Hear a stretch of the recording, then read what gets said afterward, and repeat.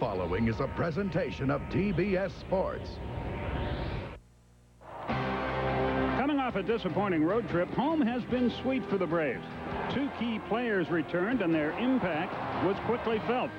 Last night, the Braves' bats came alive, scoring a season-high 10 runs. Tonight, the Braves eye their first sweep of the year on the Superstation.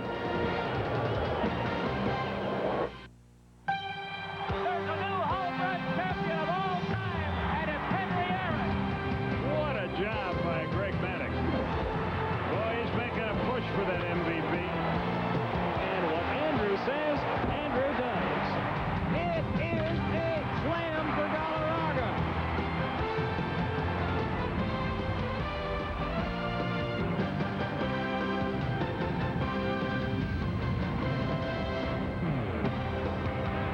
Hello again, everybody. Along with Joe Simpson, Skip Carey, welcoming you to another night of Atlanta Braves baseball. Braves and Phillies meet again, and the Braves try to sweep the Philadelphia team. Well, things are almost back to normal with the exception of John Smoltz, who, as you know, is lost for the year. Braves getting all their people back. And last night, the offense really took a big step forward, Joe. Must have been the return of Brian Jordan, because he got things stirred up last night to the tune of 10 runs, Skip. And with the offense breaking out like it did last night, it was fun to watch. Most notably, I love the swing of Andrew Jones. I don't know if I've ever seen him hit a ball that far to the opposite field, a deep right center. And you never leave a pitch up and away to Javi Lopez, and he hit one about 425 feet into left center field. They provided the power, but the Braves had a lot of guys getting well last night. So that's fun to watch. That's good to see. You mentioned that guys are getting into the lineup that have been missing. John Rocker has returned to the bullpen. That's going to help. But I think with Brian Jordan back in there, it causes things to settle a little bit in the lineup and lets guys relax a little bit. And you notice that Javi didn't take that swing to knock that ball close to my radio booth out there until I was gone. Right. God bless him. We'll be back with the starting pitchers, the play-by-play story, right after this.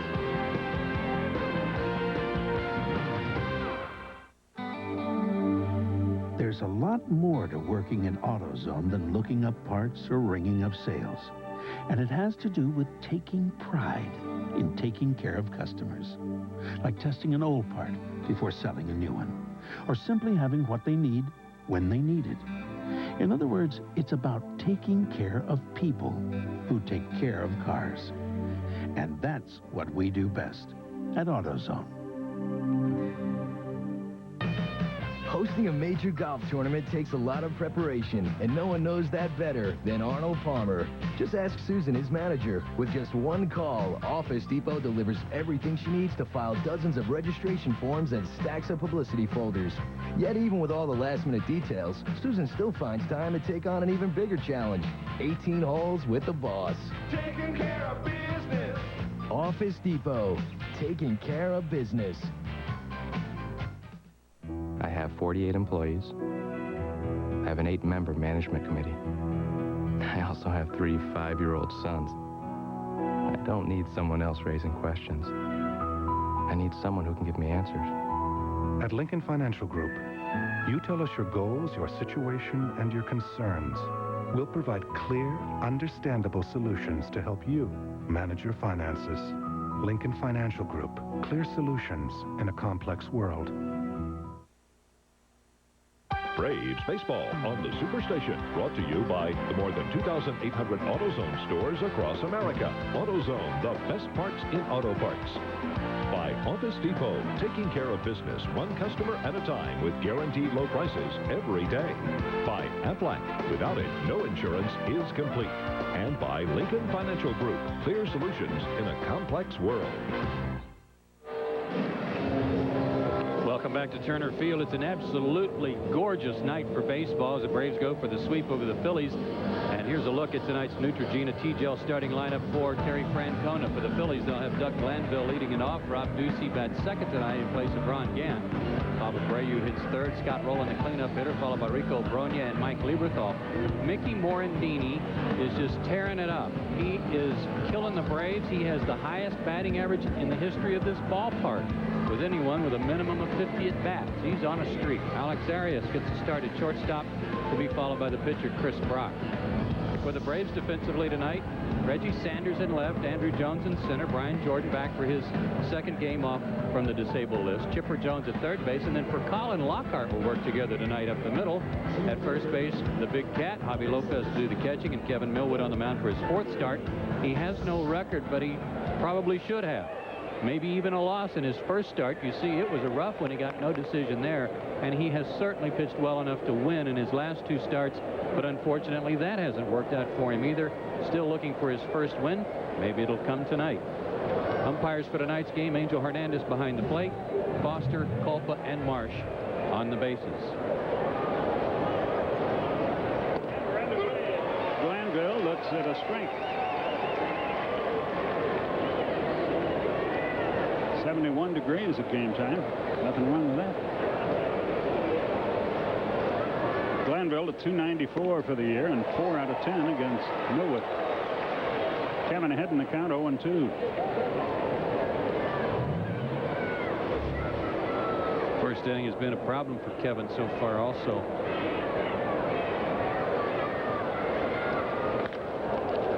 Grounded to shore. Watch for Kyle's on. Whoa! A little high, but Andres got back down in time. 1 out. Did you do the umpires? Yes, I did. Okay. Raphael feeling a little fresh here. Nice to have a guy 6'3" over there who can use the bag as a little bit of a catapult to get up even higher. Here's Rob Ducey, who's given Ron Gant a day off in left field. Ducey hitting .250.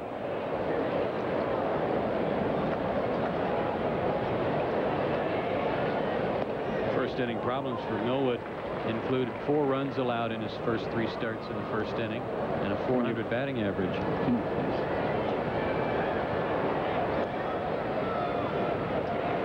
Oh, I have the wrong microphone on. That might be the source of the problem here. I was wondering why you were so loud, Joe. It has not been my day. Well, it could have been a lot worse right there, buddy. Oh, you're right about that one. We have this thing called a talk back, which enables us to talk to the truck, and you folks out there can't hear what we're saying. And if you use the wrong microphone, of course, you hit the wrong talkback button, as I just did. And you could say Glenn Diamond is a rack of frets, for example, but I would never say that. 1-2 the count.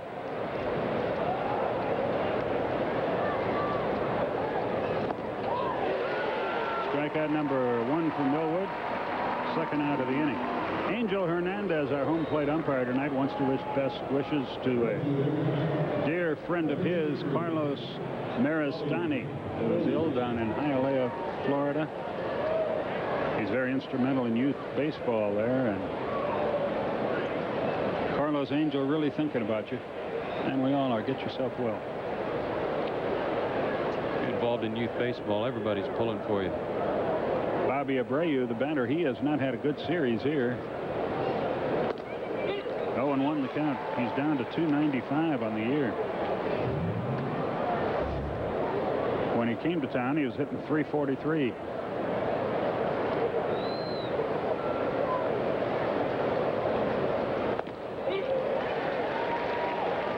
To the count. They haven't made many mistakes to him, Skip. They've been pitching him away, getting ahead in the count, trying to get him to offer pitches up or down and in, and it's worked. The 0-2 pitch. Look out all the way to the screen, up and in. The Reds hammered the Giants today, 11-1. Baltimore beat Tampa Bay 8-4. Minnesota over Kansas City 9-7. Those are all the finals to this point in baseball. Inning over. Millwood records his second strikeout. 1-2-3, nothing going. Bottom of the first. No score.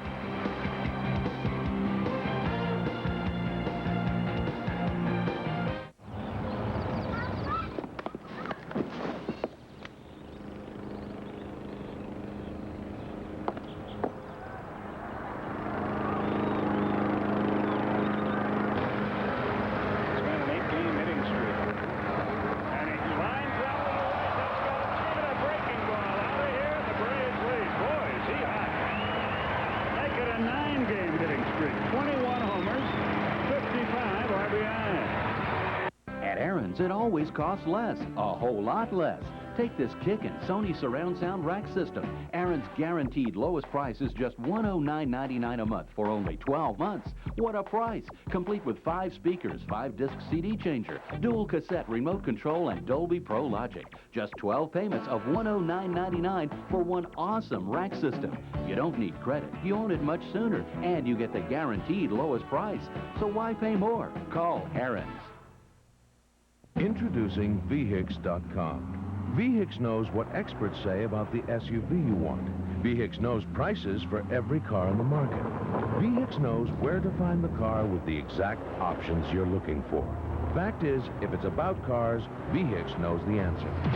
Except why you always run out of wiper fluid right when you really need it. That no one knows. VHICS.com. Roadmap to the automotive world. Phillies go quietly in the top of the first. Here's Bobby Cox's lineup tonight with the speedster, the kid at the top of the order for Call, followed by Andrew Jones and then Chipper Jones. Chipper's fallen on some hard times here since he came home. Brian Jordan will bat cleanup. He had a great April last year on his way to a career high in RBIs. Galarraga drops to the 5 spot. Then he'll be followed by Lopez, Sanders, Lockhart, and Millwood. Defensively for the Phillies tonight in the outfield, they've got Ducey in left, Glanville in center, Abreu in right, Rolen, Arias, Morandini, and Bronya on the infield. 1-1 the count to Rafael Furcal. They play him way around toward left and shallow. Just missed inside. 2-1. Chris Brock, 29 years old, 6 foot, 185 pounds, former Brave, makes his 3rd start. Former Florida Stater, too. From the Giants. Yeah, he pitched over there, too. 2 balls, 2 strikes. Crowd of about 28,417 on hand here tonight. Full count, 3-2. Chris had a funny game in his last start. He pitched well, 7 innings, 8 hits, and then gave up 4 runs, 3 solo homers, no walks, 11 strikeouts. Wow. Well, there's a good start. That'll keep the infield shaken up for the Phillies. As Furcal walks. Anytime you walk him to lead off an inning, you're asking for trouble. Andrew Jones, the batter, he had an opposite field home run here last night. Everybody beaming about that. He uses the whole ballpark. He's going to be mighty good.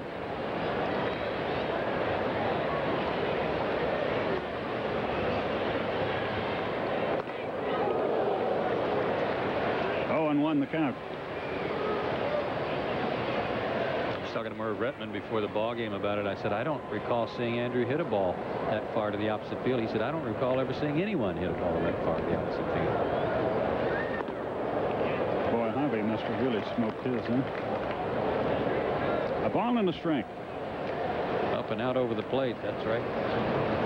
Where Harvey would like you to pitch it.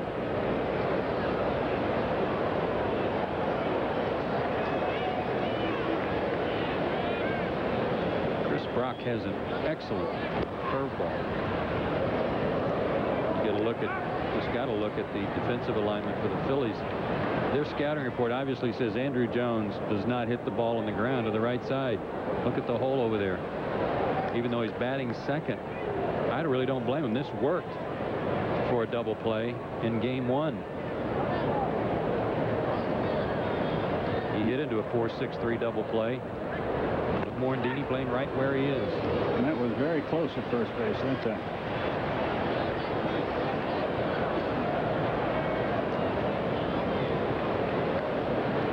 Brock comes set.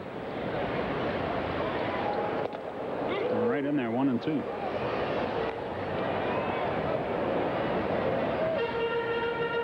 You know, if you're Andrew and you see that, I mean, the first thing you want to do maybe is take a little off your swing and take a shot at that, because you don't have to hit the ball very hard to get it through that hole. And you don't have to hit it very hard to get Furcal to third base either. No, sir. But the count is 1-2. Yep. Got it. Got him leaning.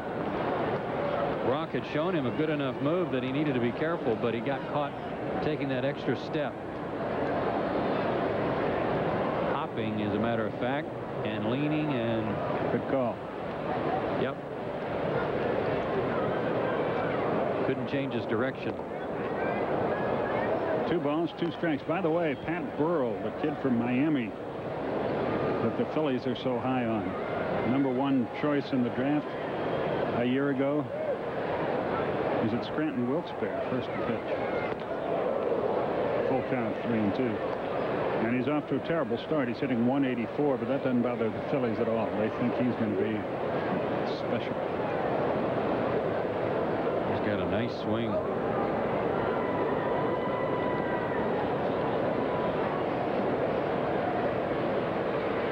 Three-two line, left field base hit. Can he get 2? Ducey up with it in a hurry and holds him at first. Good play. Ducey almost did the splits out there after he fielded that ball. Working on the turf a little bit, and he felt it. It's a good thing he was loosey-goosey out there. He might have been hurt. Yeah.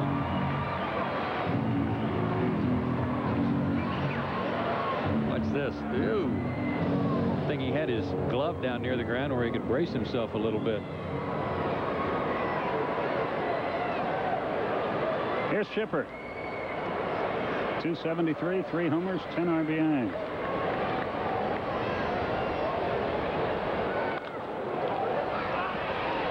Just foul past first. 0-1. He's just 1 for 10 in this series. But it's good from the left side to see him turn on a ball. Tim Spooneyberger got the win for Myrtle Beach last night. Braves Farm Club.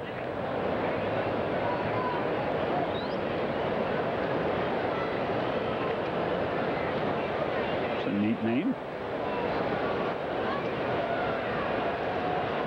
Might be hearing a lot about Tim. I wonder what his nickname is. Spoony E. Low and outside, 1-1. I guess it's Spoon.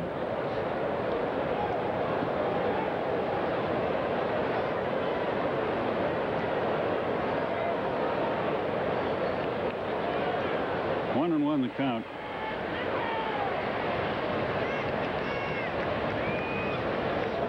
Brian Jordan on deck. That ball's hit hard. Deep right field, but Abreu is back there. And he's got it for the second half. Chris Brent looks like he's really worked hard in the weight room. He looks much stronger now than he did when he was with the Braves. He was more of a slender fellow then. Pretty solid. Listed at 185, might be closer to 200. The ball didn't sound good off Chipper's bat. They've hit it off the end of the bat a little bit. Here's Brian Jordan. Certainly not happy about it. 1 for 11 in the series.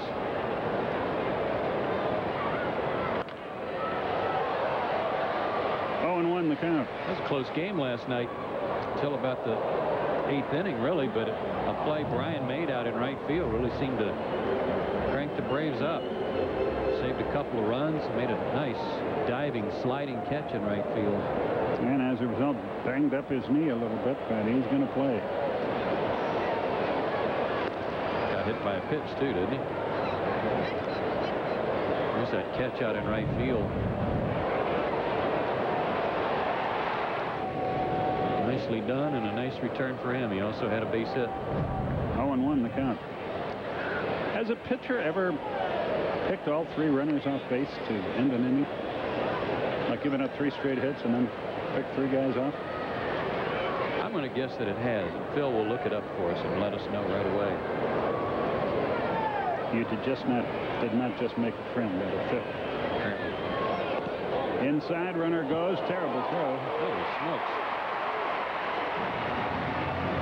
Eberthal was looking for a relay man. And he almost drilled his pitcher right in the back with that one. His pitcher was getting out of the way over to the third base side of the mound. It's like Brock was saying, I don't know where to go. Yeah. Look out. Oh, boy. Mercy. That was close. That wasn't, but the pitcher almost got. Lieberthal, Gold Glove winner last year, but he didn't have a very good grip on that one. Runner in scoring position, fly ball right field, and the inning is over. 1 hit, no runs, no errors, 1 left at the end of an inning. We are scoreless.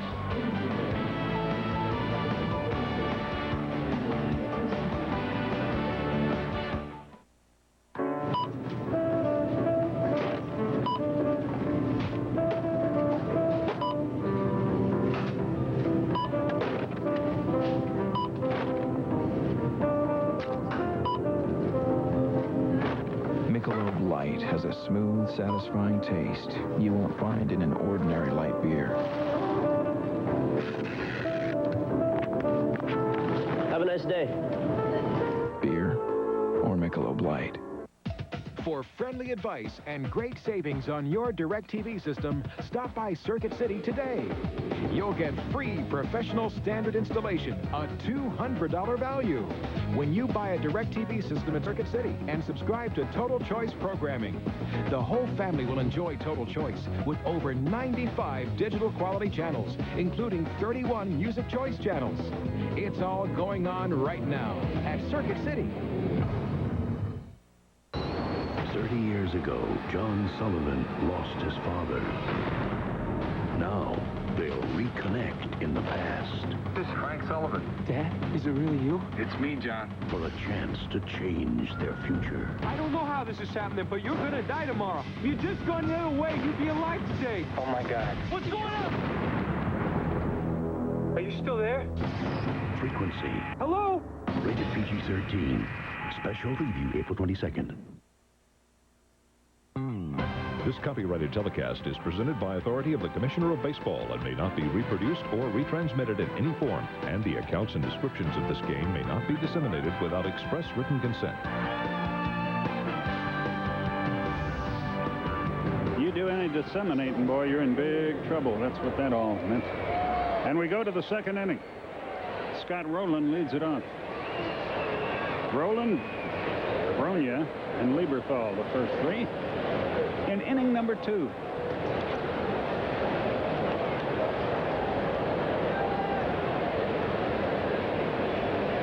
Scott Rolen's dropped some points on his average since he came to town, too. Strike, got the knees outside edge. He's 5 out of 18 against Millwood, a home run included.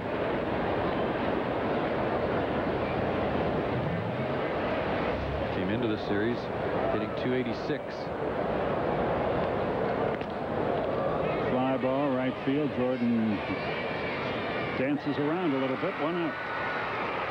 I don't know if you can live out there, but you certainly have to pitch him away until he proves to you he's going to hit the ball in the line. He's got power to all fields, but he especially crushes the ball middle in. Rico Bronya off to a shaky start. No homers. Hitting .196.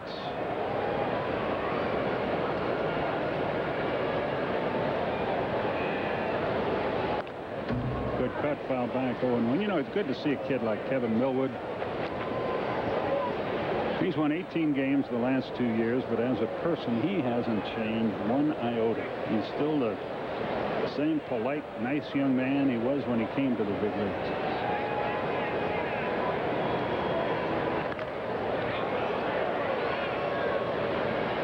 Furcal goes out. Reggie comes in, makes the catch. 2 down. He's one of those rare pitchers that on the day he pitches doesn't change either. No. That if you walk by him, he stops and talks to you. He's kind of oblivious to all of the game face type attitude. He's certainly a bulldog when he goes out there, but he doesn't avoid people on the day he pitches. They say once the game starts, leave him alone. That's when he... But the rest of the time, he's just a great kid. They should all be like that. I agree. 1 ball, no strikes.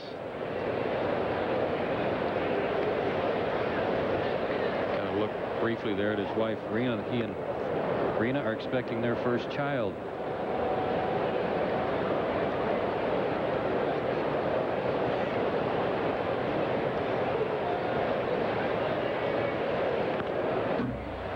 To the screen, it's 1-1.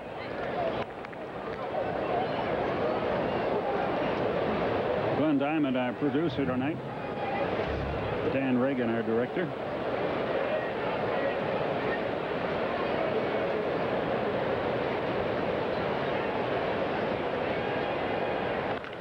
Base hit, center field, well hit.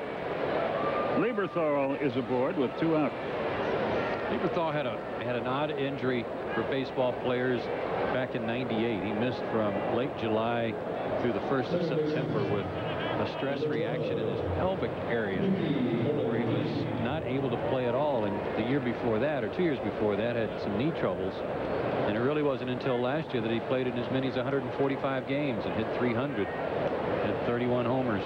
He was a high draft choice too. Third pick overall in the draft. Took him a little while to get there, but he's a fine player now. Alex Arias is on deck as Morandini stands in, hitting a nifty 344.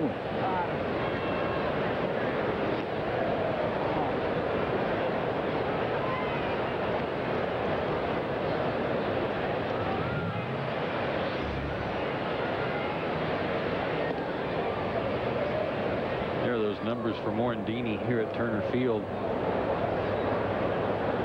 444 average, no homers, but 28 hits and 63 career at-bats here. Wow. That ball's pretty well hit. Andrew on the move, still going on the track.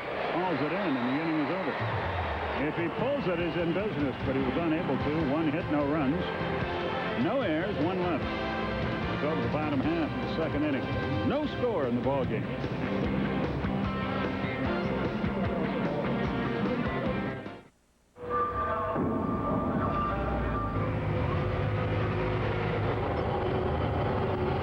Simple. The home improvement store that can buy and move more products is the store that can sell those products for less. So those sounds you hear, think of them as your volume discount. This commercial is rated X. X for extreme protection. New Extreme Cleaner Wax from Turtle Wax. Stands up to everything nature throws at it. X for extreme cleaning. Turtle Wax Extreme Cleaner Wax with a breakthrough Trilicone formula cleans away swirl marks and grime. X for extreme shine. It gives you a deep, long-lasting shine, especially on clear coat. Extreme protection, extreme cleaning, extreme shine. New Extreme Cleaner Wax from Turtle Wax. Good news, boys. Your single, Love is a Bummer, is #1. Hey, on, man. It's you, man. It's off the charts. In Antwerp. I'm shipping 10,000 more CDs that'll be on the shelves first thing Monday morning. When you're as hot as you guys are, you've got to take advantage of it. You never know where in the world success is going to come. That's why UPS offers the earliest delivery to the most international cities. UPS, moving at the speed of business. Hey, how'd we do in London? They're not ready for you yet. We go to the bottom half of the 2nd inning. Big victory party in Richmond tonight. They've had an off day. Just kidding, but they're up to a slow start. 2-11 the last time I... Here we go to the bottom of the 2nd. Andres Galarraga will lead it up. Galarraga, Lopez, and Reggie Sanders will be the batsmen. Talking about those injuries to Lieberthal, the pitcher on the mound, Chris Brock, had some injury problems of his own last year. He was 6-8 with the Giants and then tore the ACL in his knee while running the bases. He legged out an infield hit, tore up his knee in the process. Back pitching and struck out a career-high 11 in his last start. Why in the 1910s and 20s and 30s and 40s were there so few injuries among baseball players, and now there are so many? I'll bet there were. But guys just kept playing. They needed the money. They weren't making much dough, and it beat working in the coal mines, and they just kept pitching with sore arms and running with pulled muscles and played right through it.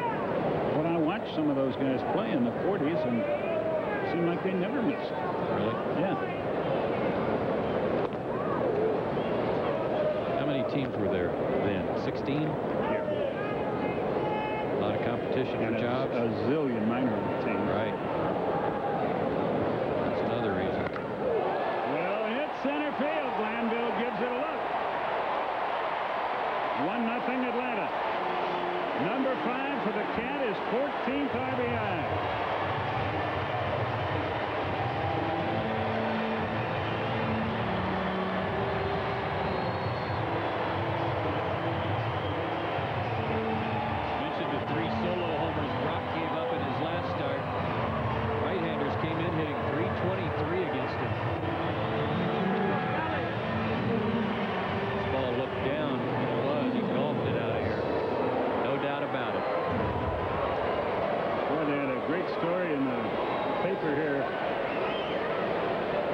Kim King was involved in it. About what and you really forget about this, but not just back in Venezuela. Angus Galarraga's got a lot of cancer patients rooting for him, and right here in the Atlanta area. Drawing a lot of inspiration from him.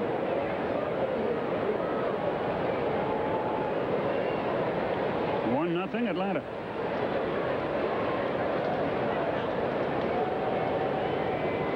Javi hit one last night that almost hit our little shack we do the radio show. Same general direction as Galarraga's, but maybe 2 or 3 rows higher. Take a look where it lands. Wow. Just around the corner from you. That's where the folks can come visit us before the game. We'll tell them about the infield flyer Rolen. The old skip kiosk out there. Yeah, there's that story. Kim King and some other cancer patients who are thrilled. And Kim said he had a tear in his eye when Andres hit his opening day home run. Lopez aboard. If you don't know Kim King, now one of the voices of Georgia Tech with our friend Wes Durham, and also a fine quarterback at Tech several years ago, and a very nice man. Here's Reggie Sanders.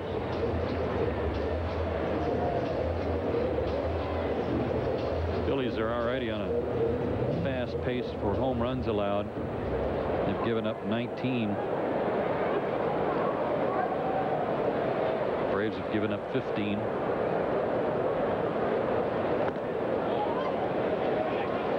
Boy, I was interested in your radio interview tonight with Merv Retton, and he said something that I wish it had time to delve into a little bit more.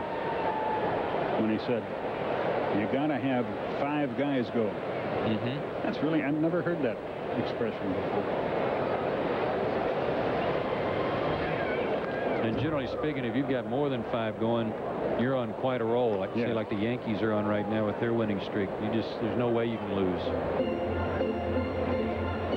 The hard part is if you've only got a couple, because you can't get them together. It seems like where they can put a rally together, and they're not coming up often enough. But 5, especially if they're scattered through the order, can produce a lot of runs for them. Didn't mean to. And he's behind in the count again, 1-2, and that's what happens when you're slumping. Well, he was talking about Reggie, too, and he was talking about Reggie overswinging a little bit, trying to do too much, and he thought it was causing him to be a little slow.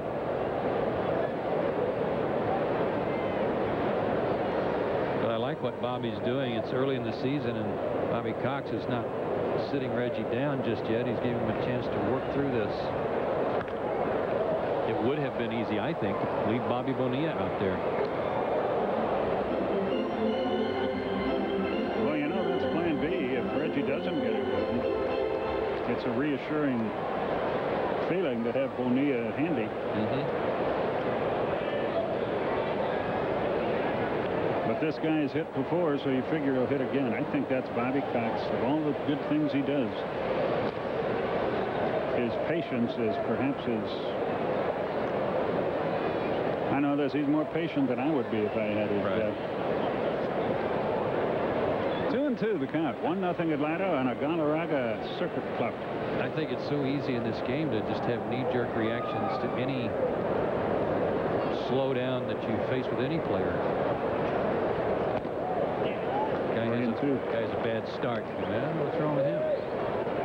Better not do that again. Has 2 bad starts. But how's a guy going to get well if you sit him down and he doesn't get his at-bats? Reggie Sanders was brought to this ball club to play every day and play in left field and do what he did last year for San Diego. And Bobby's confident that he will do that. He just got to get his swing straightened out. It's low, and they want him, and they sent Javi Lopez. That doesn't happen very often. That's 2 walks. No, make it 3 walks, excuse me, for Chris Brunt. Here's Keith Lockhart.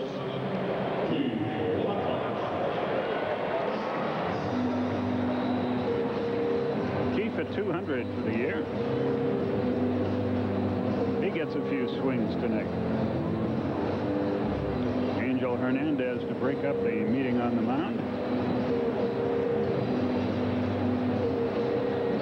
Keith's getting some at-bats. I wouldn't be surprised to see Joyner get a couple of starts in the Pirate series. It's hard to sit Galarraga down, but I was talking to Bobby before the year, and he said he was going to play him at least once a week, but you just can't. Boy, Galarraga's going. 2 on, nobody out. Braves trying to get after him early here. 1 ball, no strikes.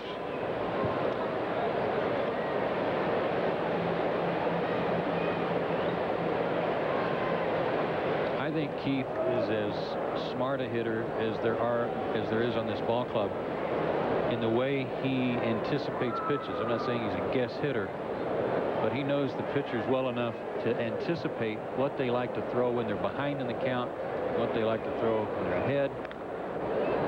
And he rarely misses a mistake pitch, that a hanging curveball or a fastball out over the middle of the plate. 1-1 the count.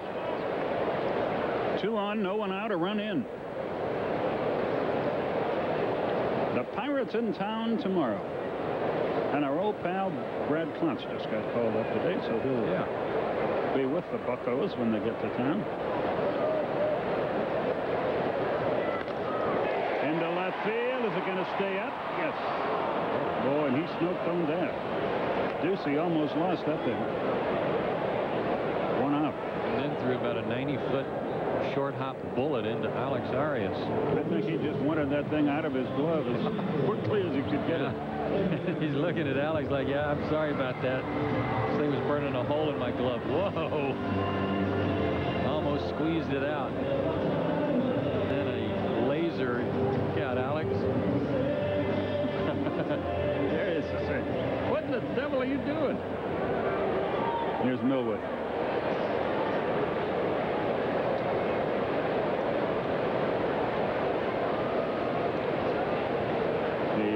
Shows bunt, and bunt's fouled on the first base line. 0-1. He doesn't really want to bunt over there. He wants to bunt it toward third. No, Brogna's a pretty slick fielder over there. He can pick up a hard bunt that way and throw out the slow catcher running at second.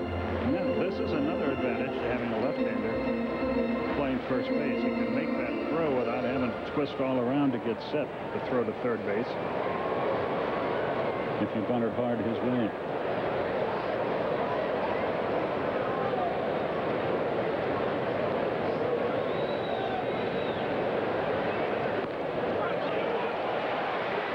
Looks at third, throws to first. Well, he really softened that one a lot. There's a lot of difference between the first bunt and that bunt for Millwood. That one softened nicely. Watch how he gives. Watch his elbows bend when he bunts this ball. And also look at Brogna and how he can face third base as he feels forward.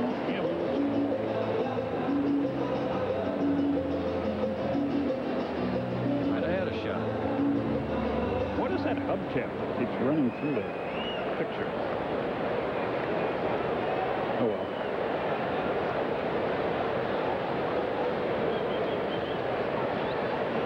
Two out, runners in scoring position. Up and in, 1 ball, no strikes.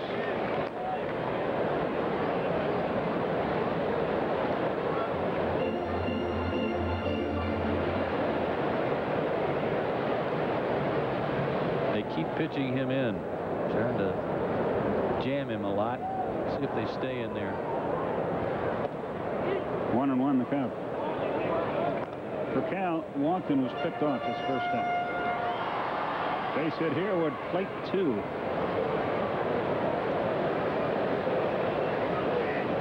He's choked up on the bat a little bit, too.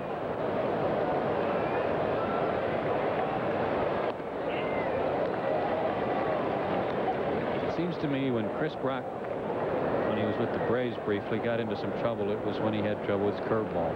That was a curveball that got away from him. He did have a tendency to hang it a little bit, and they were trying to teach him another pitch. 3-1. Andrew Jones is next. When he got called up to the Braves back in '97, he was having a good year at Richmond. So he gets called up, and where does he make his first big league start? Coors Field. Oh, boy. And pitched well. Threw the fastball right by him there. 3-2.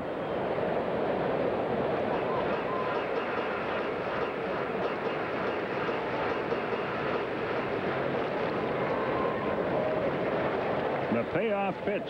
Here it is. Up the middle. They'll never throw him out. A run is it. Snap throw to third. Reggie gets back.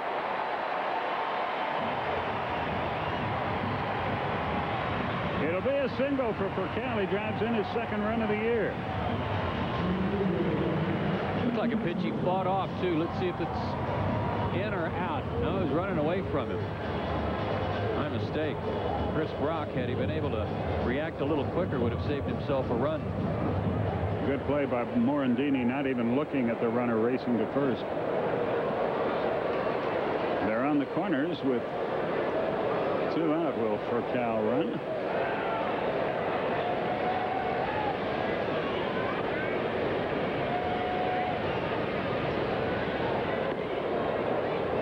Must have been high. Looked like a pretty good pitch. 1 ball, no strikes. We showed you the defensive alignment the Phillies used when Andrew's up there. And even after Furcal got picked off, Morandini stayed right there. Even with no one on base, they played Andrew up the middle like that.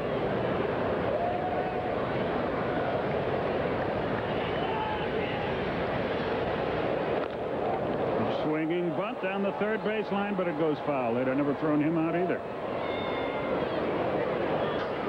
You got some pretty good speed on the bases now in the batter's box. Chipper, or rather with Andrew and Sanders and Furcal. Well, you've got some pretty smart base runners, too. Even at the tender age of 19, Rafael Furcal has a great feel for base running despite his pickoff last inning. And you might see an attempt at a double steal here even with 2 out. Bronya holds him on. They'll fake the third, look at first. Didn't work this time either.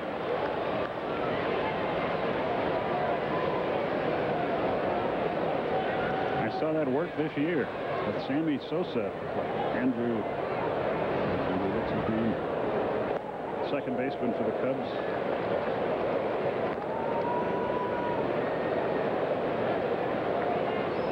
Belliard? No, I mean, for the Cubs. Used to be with Eric Young. Eric Young, that's right. He got caught off first with Sosa in the batter's box, and the Cubs behind by 2 or 3. That was done. His swing is going to work. 2-2 the count. Little different swing here for Andrew compared to last night. He went out and around this ball in a big looping swing that hurt his hand a little bit. Yeah, look how his hand came off the bat. That was a pitch perfect to hit to right field, but he wasn't thinking that. 2-2.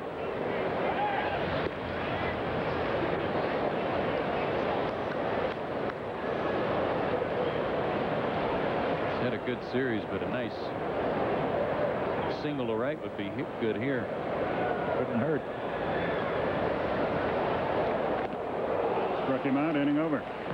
But not before the Braves pick up another one. That is Brock's first strikeout of the game. Braves get a run on 2 hits and leave 2, and at the end of 2, they lead it. Let me get that straight. 2 runs on 2 hits, no errors, 2 left. The end of 2, 2-0 Atlanta.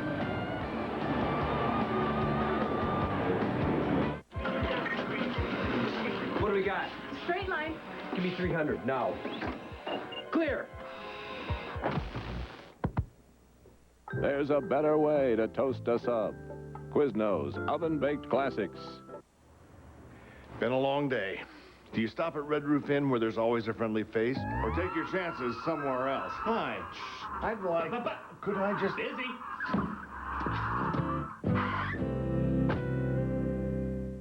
Dandruff, psoriasis, scalp dermatitis. If you asked all the dermatologists listed here to recommend a therapeutic shampoo, Neutrogena T-Gel would come out #1. T-Gel works on all 3 itchy, flaky scalp conditions. Neutrogena T-Gel, it works.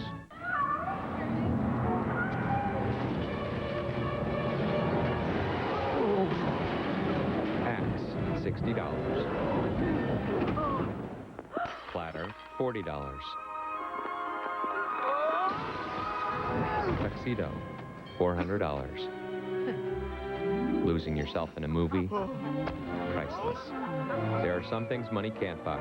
For everything else, there's MasterCard, accepted at a theater near you. Try Quiznos mesquite chicken with bacon sub. Tender, all-white chicken strips, bacon, cheddar cheese, tomato, onion, and cool ranch dressing, all warm from the oven. Quiznos. Toasted tastes better. A gorgeous night here in Atlanta. The Braves are on top, and time to take a look at our Office Depot scoreboard. We gave you some finals earlier as Cincinnati was all over San Francisco this afternoon. Ken Griffey Jr. hit 2 home runs in that ball game. Pittsburgh and Florida tied at 2. Montreal playing great baseball right now. Had a 5 spot in the 4th inning. Mike Piazza's homer tonight for the Mets. Who is that doll? It's Bullwinkle. Is he a Braves fan? Always has been. Alex Arias leads it off. His partner in the cartoons is a little squirrely, but Bullwinkle's always been a big Braves fan. Boris batting off. 1-1 the count. Bruce Springsteen coming to Atlanta in early June. June 3rd and 4th. Last I heard, there were still tickets available for the 4th, which is surprising. 1-2 the count. He can put on a great show. That's what I hear.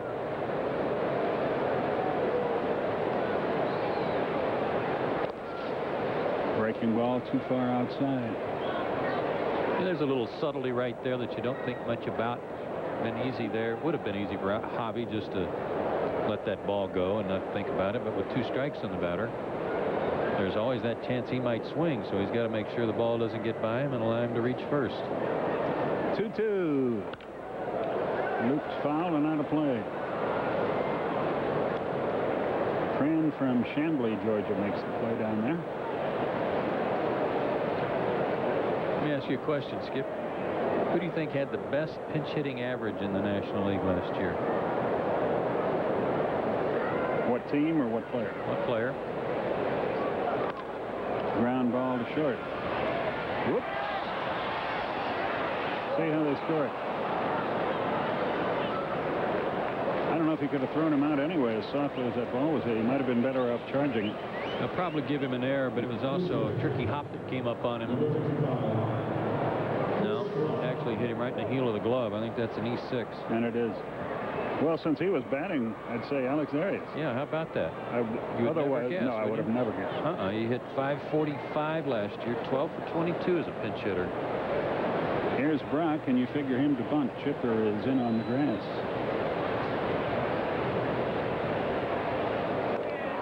(0-1). Pirates in town over the weekend, and then the Dodgers come to call Tuesday, Wednesday, and Thursday. And then we hit the road for San Diego and Los Angeles.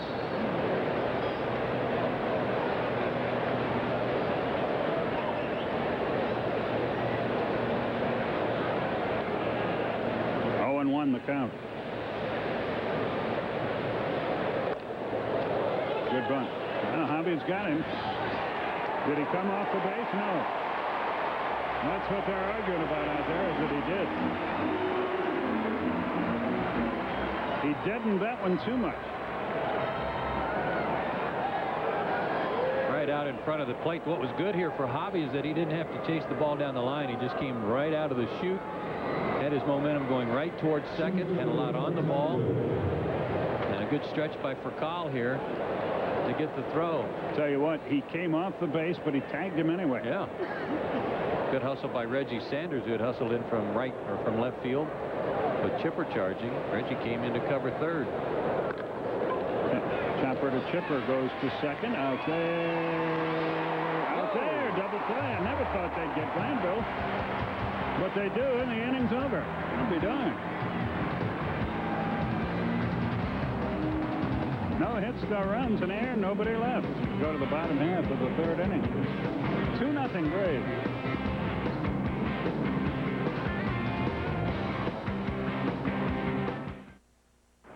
Are you here to play hockey? Because I'm not here to coach a bunch of cheerleaders. I need men who hit and hit hard. I don't ever want to see one of my players back down from a fight. I want to see blood out there. Either take it like a man or take a seat on the bench. Is that clear?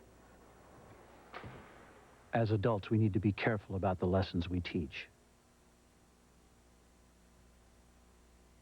The largest Chevrolet flagship store on earth is going to get you that new Chevy with a payment reduction program only at Car Chevy World. We're passing on incentives that could lower your payments on over 1,000 vehicles with the new 2000 Chevy Cavalier Coupe Automatic for an unbelievable $59 a month. That's right, only $59 a month. Special financing sources have been arranged to make it happen, along with salaried salespeople who see it your way. The payment reduction program. Car Chevy World, Beaverton, Canyon Road, 1 block west of Murray. Washington today acknowledged a disturbing rise in the number of homeless families. Welcome to church. Church isn't a building. It's people building hope where there is none. Displaced women and children. This practically hidden subculture has always lacked adequate... Church is medicine and food and shelter and respect. It's making sure that people without a prayer have one. God's children need your prayers too. Join us this Sunday, your local United Methodist Church. 2-0 Braves in the bottom of the third inning. This Sunday, Skip Carey and Glenn Diamond get into a fist fight. Oh, no, this is the sequel. Last Man Standing premieres this Sunday on the Superstation. This one, Bruce Willis is caught in the middle of a small-town war and fights to remain the last man standing. Premiering this Sunday on the Superstation. That's a different version. I've seen the other one. When we hit the road, these days I could well be the last man. Well, you could have one in a row then. Chipper leads it off. Chipper Jones, Brian Jordan, and Andres Galarraga. 2-0 Atlanta. Our score. Chipper first pitch swinging. Bronya retires him, 1 down. Chipper's getting himself out a little bit right now, Skip. He's taking some lazy swings on some balls that he really probably shouldn't even be being offering at. Watch this one. A little bit gets fooled here and then still swung at the ball. Couldn't stop. By the way, we can't find the record for if any pitcher has picked off 3 men in an inning. Elias does not have a record of it, we're told. I can tell you how many pitches Jim Bottomley threw back in 19 to the 6th batter in the order on May 15th. Ground ball, there he is, good play. But he's going to take a great big bite out of it. Infield hit.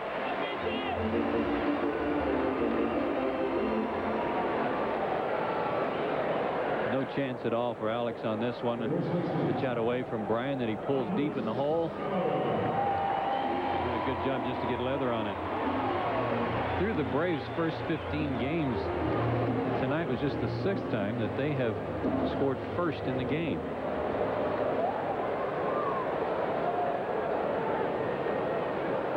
So the offense is coming around a little bit.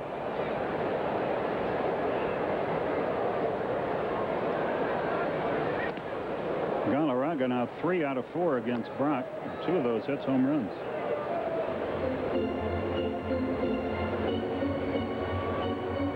Lopez on deck.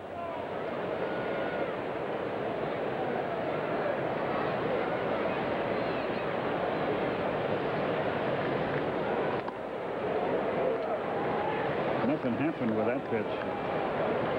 Didn't do much, just stayed high and inside. 2-0 the count.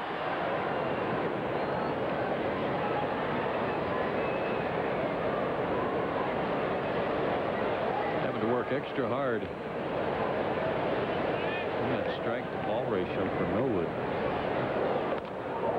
High pop, that's going to reach the seats, I think. Ammonia comes over. It's out of play. Darren Fletcher just hit a grand slam.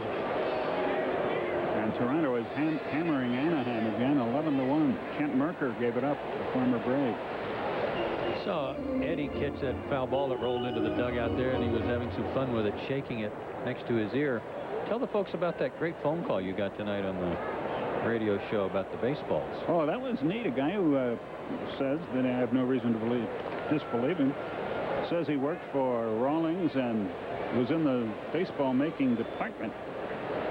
And he says the reason the ball is juiced, foul ball to left, is that, I forget the whole thing now, but when they make the baseball, they're using different materials now. And when they put the leather down, there's a glue and water thing mixed. A water-based glue that I think ties the yarn to the center. And the longer that the ball sits, the livelier it gets because of the tightening process. Just missed. Did it have something to do with that yarn absorbing some of the water as it was more or less evaporating and caused it to be a lot harder? And the guy made perfect sense when he was talking about it. The other theory we've heard is that there's so much writing on the ball that the players pick it up better. There goes the runner. Ground ball. Arias has to go to first. 2 out. Nice play by Alex Arias there, knowing he probably wouldn't get Jordan at second, but had a slower runner going to first. He took the time to set himself. Watch this. Gets his feet under him and then cuts it loose. He's got a strong arm, and he's a big guy. He's 6'3". Javi walked and scored his first time. Runner in scoring position with 2 out.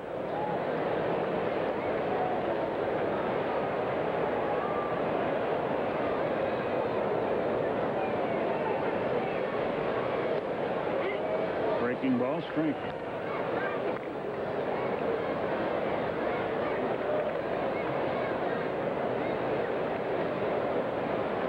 Nothing Atlanta, our score.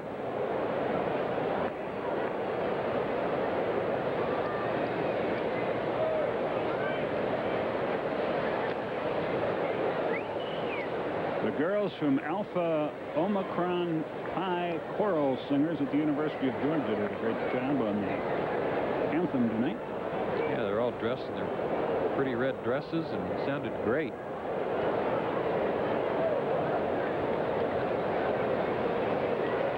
The 1-1 pitch.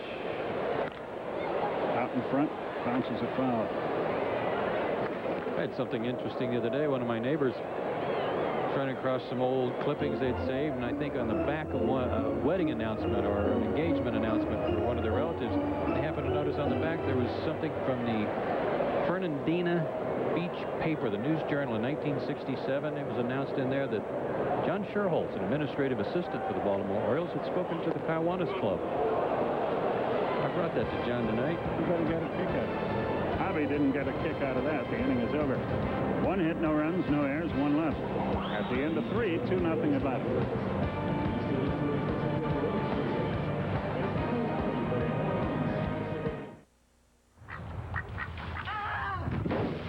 Well, when I got hurt and missed work, glad I had supplemental insurance. Supplemental insurance? What's that?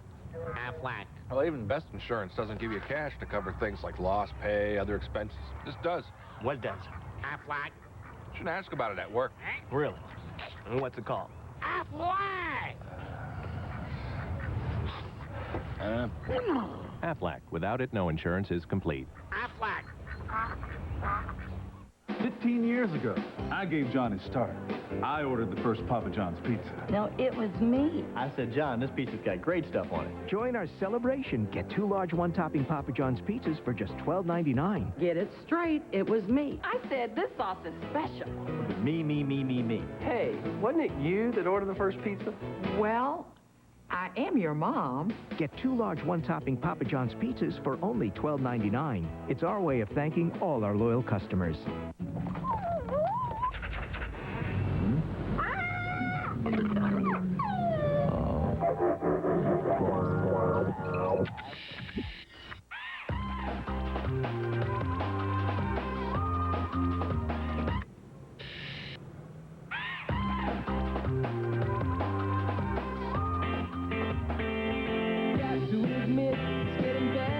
Philips CD recorder.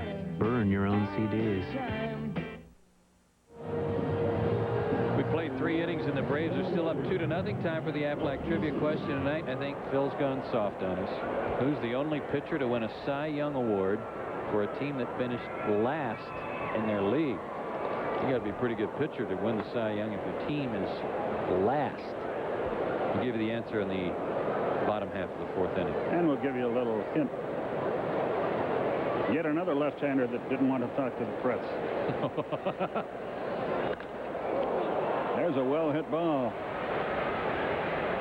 Andrew drifts back, makes the catch, 1 away. Ducey is retired. And Bobby Abreu, the batter.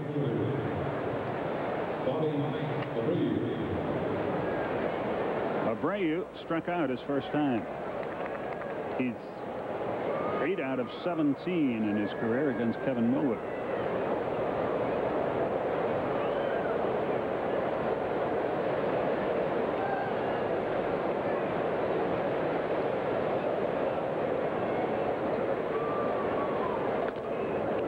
Phillies have their Rob Ducey, and the Braves have their Bobby Ducey.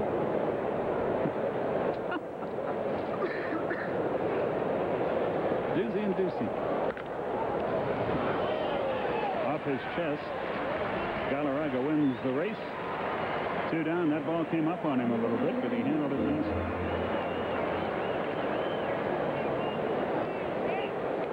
I'm not sure if he got any leather on this or not, or if it got all chest. Ooh, yeah. Right off the Braves logo. 2 down for Scott Rolen, who flied to right. There's something I didn't know about Galarraga.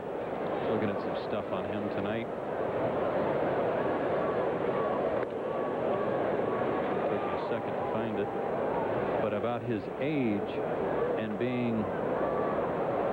He'll turn 39 on June 18th, and he's the Braves' oldest regular starter since Henry Aaron in 1973. He was 39 at the time. Came in on him and got away with it, 0-2. By regular starter, they mean someone other than a pitcher. He's not playing like he's 38, or almost. 1-2 the count. 2-0 Atlanta. If you just joined us, we have what we call the bug in there, so I don't have to say that. Bug is another TV term. The 1-2. They ask for help. Nope. 2 balls, 2 strikes. Marty Foster with a call from first base. Many people would tell you that that item is appropriately named. The bug thing? It bugs a lot of people.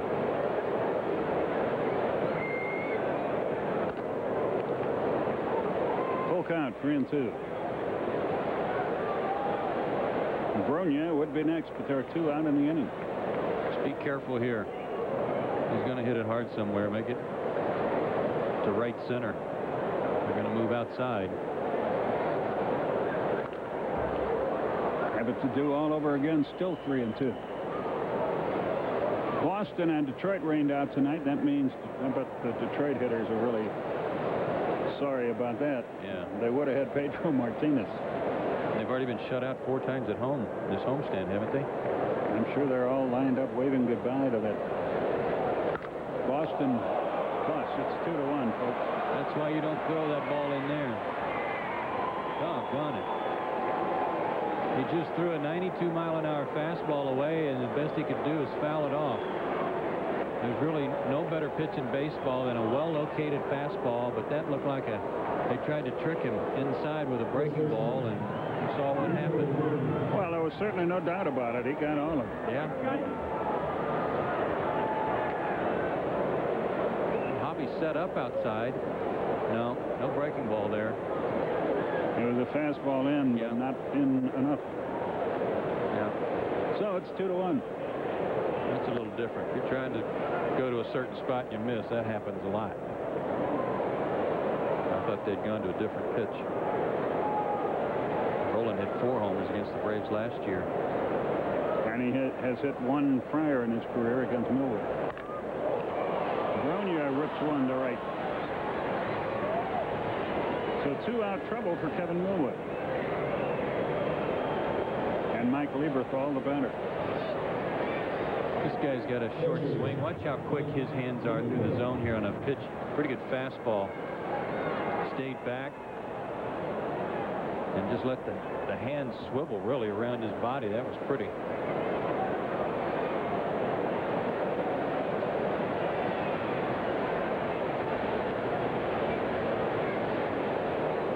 Lieberthal doesn't get it. 0-1.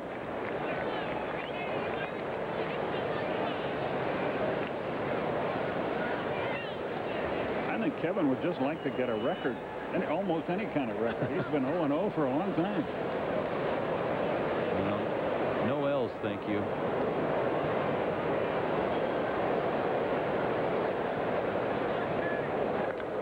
High fly ball, center field. Andrew drifts back, but he's got plenty of room.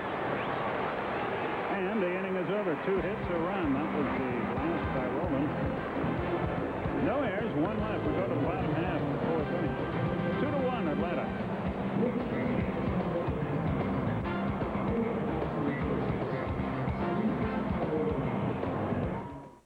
QEA is the multinational conglomerate. Today to buy foreign entrants.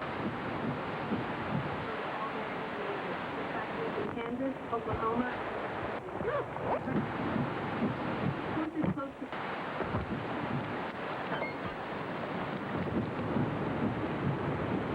Ever get the feeling some people just stop trying? At Avis, we take a novel approach to service.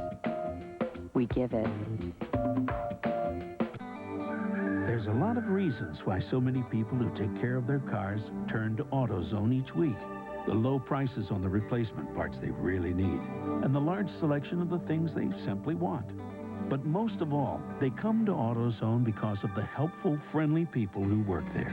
The kind of folks who know their stuff and who'll go the extra mile to help you out. Because after all, taking pride in taking care of people is what AutoZone is all about. To be the best takes strength, speed, endurance. The best way to cure athlete's foot has it all. Lamisil AT. Strength, full prescription strength to stop the itching and burning. Speed, these take 4 weeks of treatment to kill the fungus. Only Lamisil AT cures athlete's foot with just 1 week's use. Endurance, a study showed most users were still athlete's foot free 3 whole months later. Get it all in Lamisil AT, the best way to cure athlete's foot.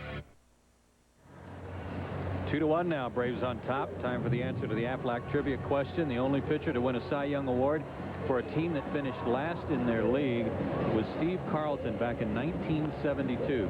Listen to some of these numbers. That year, he went 27-10 with a 1.97 ERA. He only had 4 no decisions all year, and he had 30 complete games along with 8 shutouts on a team that finished dead last in the National League. How many could he have won on the Pirates that year? Or the Cardinals. Yeah. Good grief. Reggie Sanders, the batter.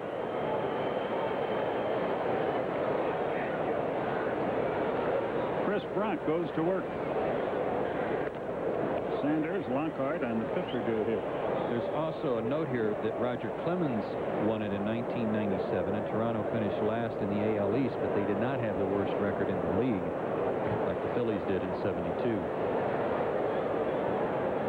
30 complete games. How many complete games did we have as a team?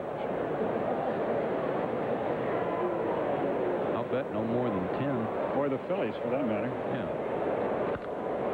Fly ball, well hit left center, but playable. Glanville is there. Say this in defense of Sanders, he's hit an awful lot of balls hard that have been cut. Merv talked about that, too, that he's hit it some tough luck, and the team in general, he said, has been hitting a lot of line drives at people. 9 complete games for the team. For our team? Uh-huh. And this guy had 30.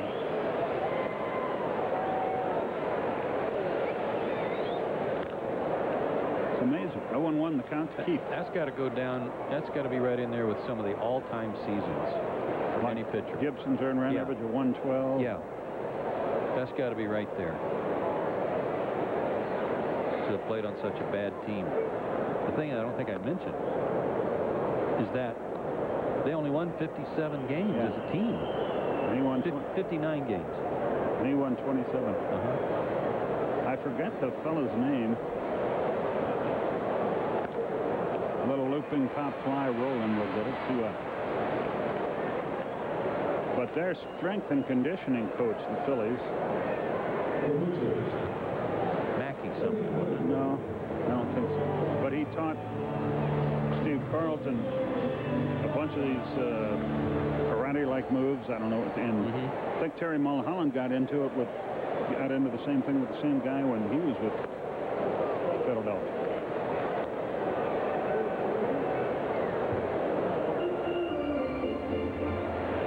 Millwood sacrificed his first time.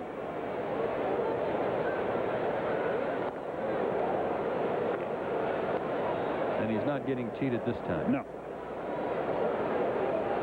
But nothing overly good is happening either.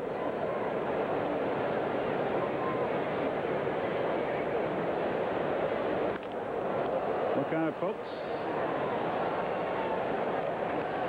0-2 the count.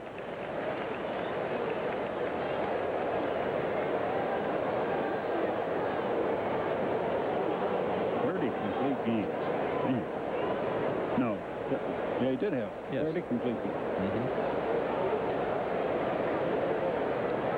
Tim McCarver was his catcher. Up the middle, Arias has it, and the inning is over. 1-2-3, nothing doing at the end of 4. 2-1 Atlanta.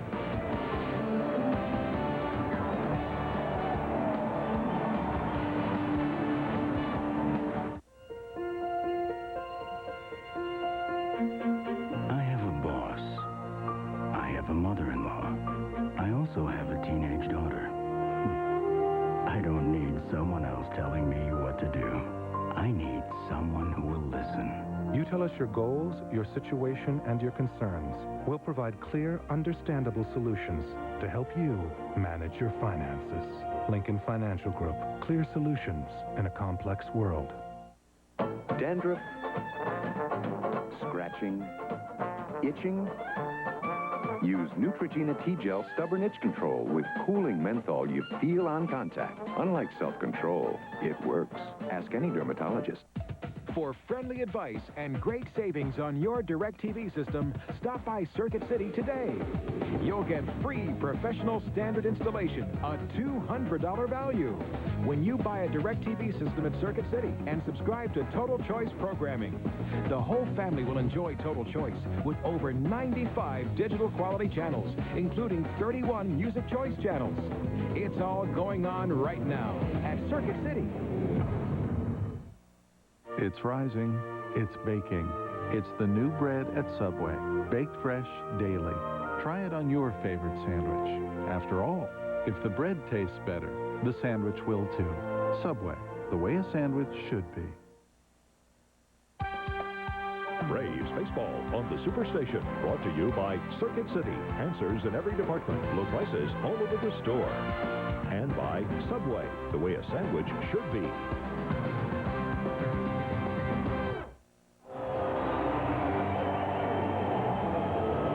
the top of another fifth. Braves on top, 2-1. There's a young Braves fan.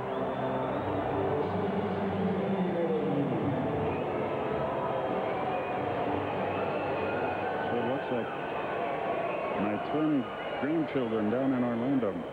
How are the boys doing? Oh, they're doing great. Over 18 pounds each. Summerlin's 2.5. The two boys are 4 months. Fly ball left field, that'll be easy. One pitch, one out. I think it's about time to get him a couple of Great Dane puppies. Sure it is. Send them down there.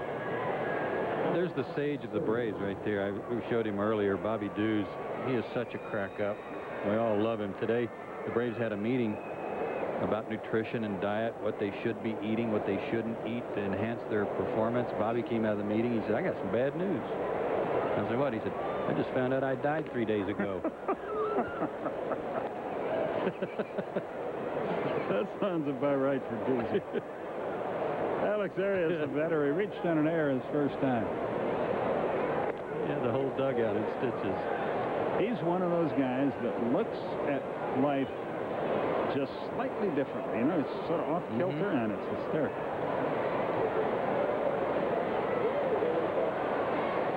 I was describing him to someone the other day when we were in Milwaukee, and I said the thing that you would never know is that this guy is a published author. Got how many books he's written, and they're not just baseball books, they're mysteries. Yeah. Good stuff. Good play, Chipper. Good throw, Chipper. Oh, that was outstanding. 2 down. That wasn't just your usual go to your left and have to throw back play for the third baseman. He was actually faced more towards center field. He was having to give ground here. That was outstanding. Put a little more pressure on that arm. Here's Brock. Pete Van Weer and Don Sutton join you after this half inning, incidentally.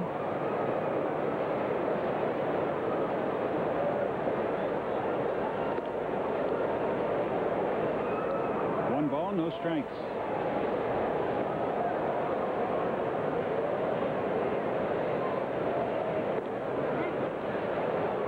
One and one now. The pitcher bats with 2 out, nobody on.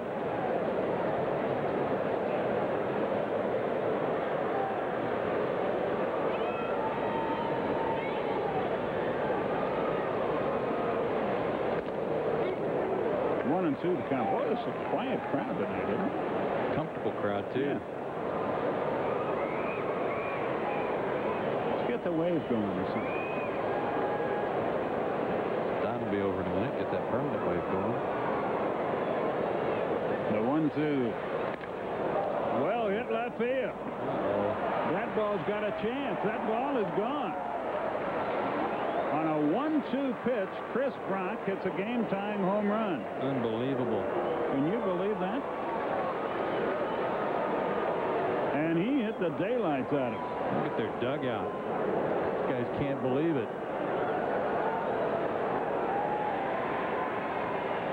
They throw the ball back, but it still counts.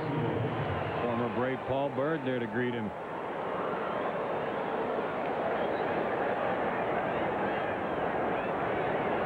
Don't think that was in the scouting report to have to worry about Chris Brock, the hitter. He just launched his first major league home run. I think he was an outfielder as well as a pitcher at Florida State, but this isn't Florida State. Here's Doug Glanville.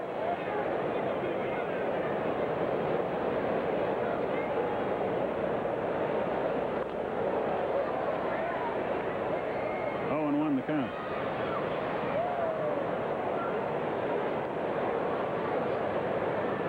Just shows you, if you go up there swinging, and you put the bat in the right place at the right time, something might happen. High pop foul back into the upper deck. Paul Bird sitting there came down to ask him how he did that. He said, you know, I've never hit one out of the infield. Alexander glances to his left.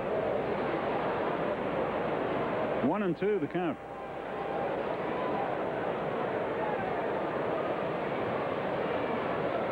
You know, Paul, a little batting practice never hurt.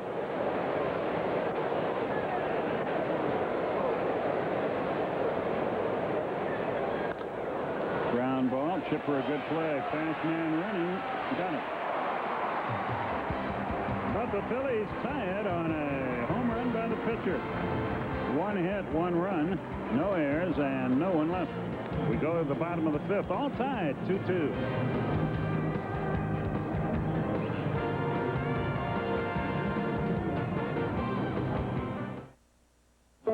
Things have changed, Jack.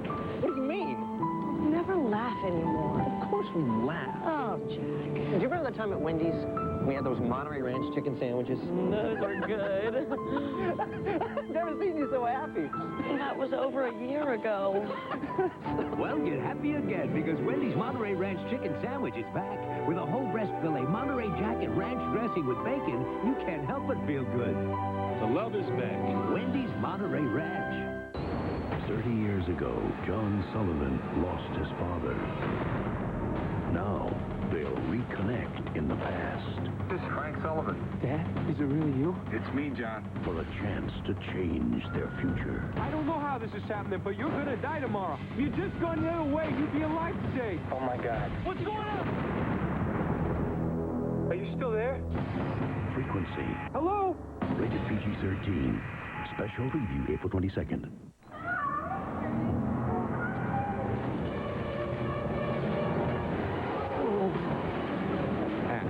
$60. Platter, $40. Tuxedo, $400. Losing yourself in a movie, priceless. There are some things money can't buy. For everything else, there's MasterCard, accepted at a theater near you. 2-2 as we go to the bottom half of the 5th inning. Pete and Don with you now in a game that's been a little bit of a reverse of what the Braves have been experiencing this year. Tonight, the Braves got the lead early and let the Phillies back into the game. Yeah, they just kept chipping away, but if you watch Kevin Millwood over a year's time, he's going to give up some home runs, but you'll also remember he gives up very few with runners on base. Most of them are solo shots. You know what was funny on that Chris Brock homer, though, Pete? You and I were talking about it over on radio. It's fun watching a guy hit a homer and then go in his dugout to see all of his fellow pitchers describing it for him.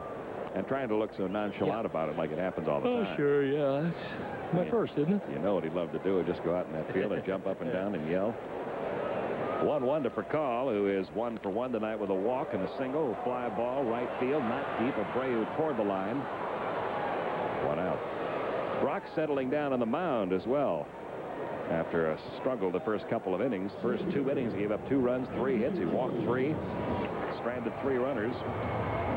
But since the second inning, he's only given up an infield hit to Brian Jordan. And he's retired the last 5 in a row. Now Andrew Jones. Jeff Juden was the last Phillies pitcher to hit a homer, and it's been almost 5 years since that happened. It was the middle of the '95 season. Andrew is singled and struck out. Our Phil Simmons, Pete, reminds me that Kevin Millwood did indeed allow 24 homers last year, but 19 of them with nobody on base. That drops over, and it's 1-1 on Andrew. I was looking at Andrew's numbers as we were getting ready for tonight's game. 2 things surprised me. One, he's changed tonight. No stolen bases and no doubles until tonight. He did get the stolen base, but he still doesn't have a double.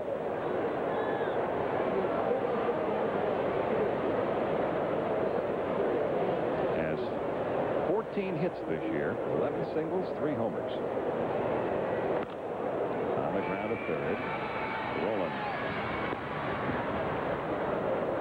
2 men gone. And the batter will be Chipper Jones, who's flied to right, grounded out to first, and is now just 1 for 12 in this series. Sometimes it's amazing for a pitcher like Brock or any pitcher what a home run, a base hit, an RBI, or something offensively will do to help his pitching. All of a sudden, there seems to be new life on the fastball and a little bit crisper breaking ball after having a thrill like driving in a run. In the dirt, 1 ball, no strikes. Very fidgety pitcher out there. All kinds of little mannerisms and tugging at the cap, flexing the shoulders. Probably comes from all that time he spent standing around in the outfield in college.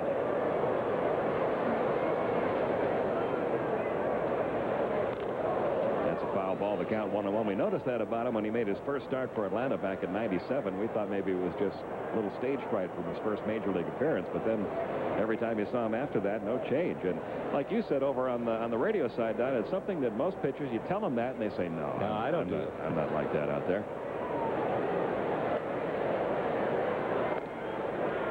Just missed 2-1.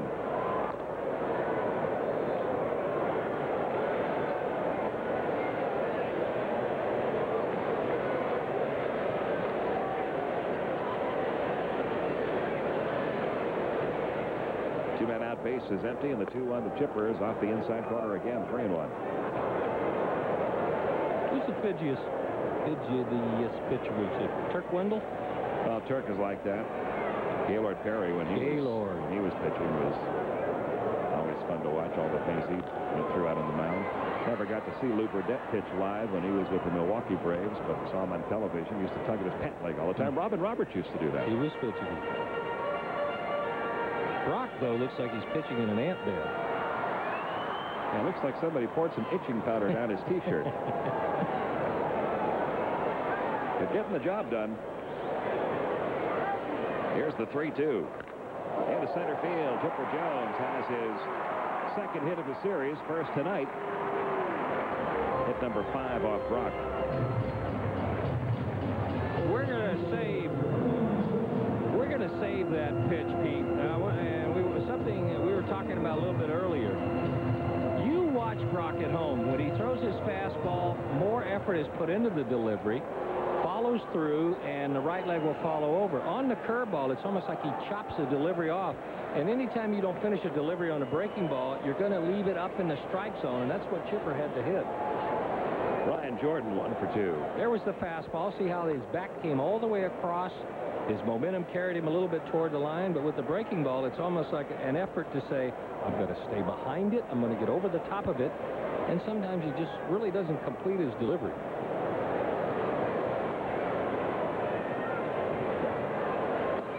Upstairs in the count 2-0. And with those different finishes on that delivery, he's in a different fielding position on balls hit back up the middle all the time, and that might cost him on occasion. The base hit by Rafael Furcal back in the second inning, a little ball hit up the middle, not all hit all that sharply. Or was it Brian Jordan's in the third? Brian Jordan's in the third. Little ball hit up the middle, not all that sharply. All right. That's the fastball. No, that's the curveball. That's the curveball. That's a curveball. Here's the fastball. Oh, there's the curveball. See? Just chopped. And we'll show you a fastball, and watch when he threw a good low fastball. And when he threw it, all his energy went right toward the first baseline. Good delivery. When he throws that fastball, he's sort of facing first base. When he throws the curveball, it's more of a square finish. Here's the fastball. See? There's the momentum. That's entirely different than the curveball when he's square to home plate. So you've got a different look at the hitter when a ball's hit right back up the middle. Pitch count.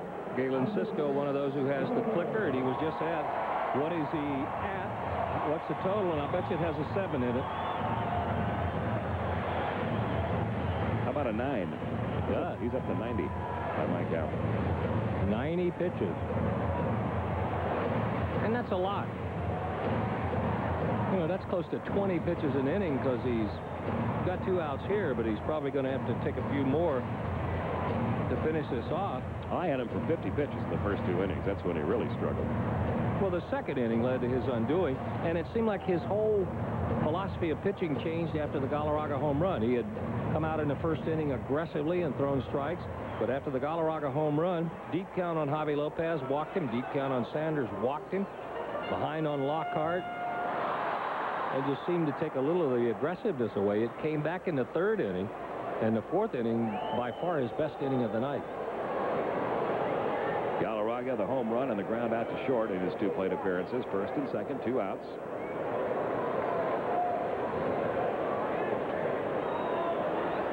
The ball that Andres has hammered for most of his home runs has been about thigh high on the middle end. Watch where this pitch is. Thigh high, inside corner. 5 home runs on the year now. 10 for his last 21.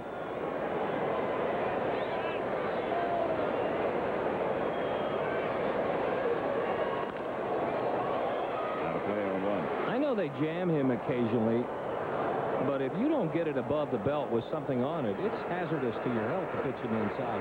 I have really been surprised this year that a number of pitchers, especially right-handers with velocity, haven't gone up and away from it.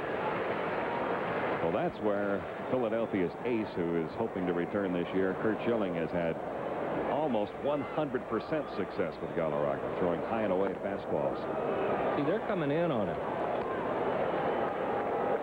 And that's what they wanted to do on the pitch that was hit out. But it just seems like your margin for error is so much greater when you go out away from it. And that's the Braves pitching philosophy. I guess almost top to bottom in the organization. Pitch away and come in for effect. Make your mistakes out away. Nice breaking ball. 2-1.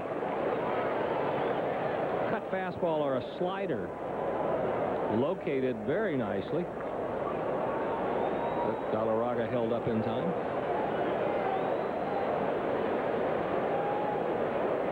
All this started after 2 were out. The base hit by Chipper. The walk to Brian Jordan.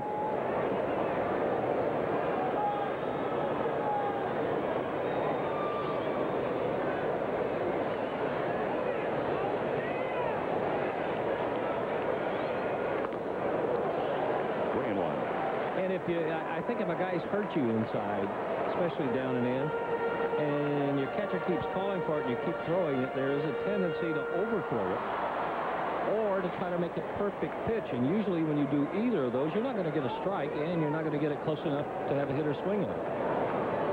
Now 3-1 on the way to Galarraga, and he grounds one toward third. Nice pickup by Rolen. Goes the short route to second, and Brock is out of the inning. The Braves get a couple of base runners and leave them both. Tied through 5.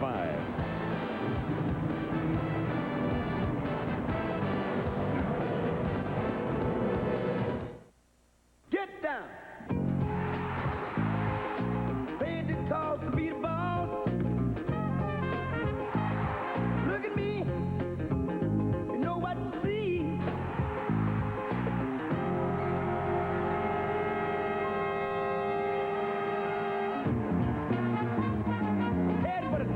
The NBA playoffs are coming to TNT and the Superstation, starting Saturday at 8. Ow!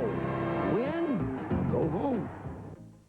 The largest Chevrolet flagship store on earth is going to get you that new Chevy with a payment reduction program only at Car Chevy World. We're passing on incentives that could lower your payments on over 1,000 vehicles with the new 2000 Chevy Cavalier Coupe Automatic for an unbelievable $59 a month. That's right, only $59 a month. Special financing sources have been arranged to make it happen, along with salaried salespeople who see it your way. The payment reduction program. Car Chevy World, Beaverton, Canyon Road, 1 block west of Murray. AT&T Digital Cable. Sports. With AT&T Digital Cable, you get more nonstop sports news, interviews, and feature stories on ESPN News. Plus, more of the world's greatest moments in sports on ESPN Classic. And best of all, you get it right through the cable you already have. Order AT&T Digital Cable today and start getting more of what you want.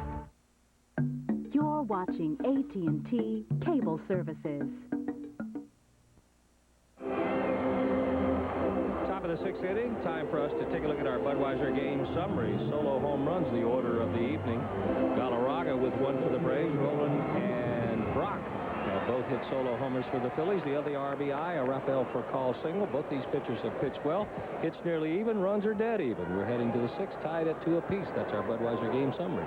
And here's Rob Ducey, a strikeout and a fly to center. His first 2 times up tonight out in left field. Ron Gant not in the lineup tonight. Ball 1 to Ducey. Ducey, Abreu, and Rolen due up against Kevin Millwood.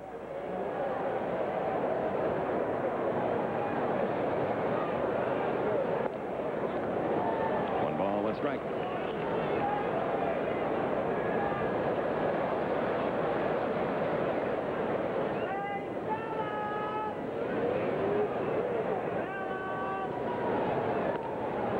misses inside.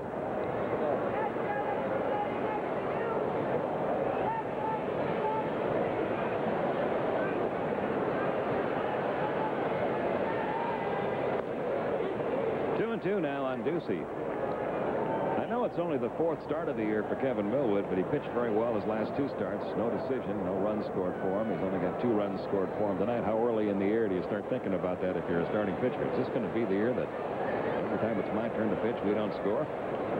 Well, we don't score much? I think he went. They're going to ask. If he did not. Take a look at this one. You can umpire this one and you make the call. Watch the bat. Did it go? That is borderline. And after seeing the replay, Randy Marsh was right on. That's a good call. Ball 4. Pete, I think if you've been on a ball club where historically there has been one guy who doesn't get the run, then yeah, you start thinking about it.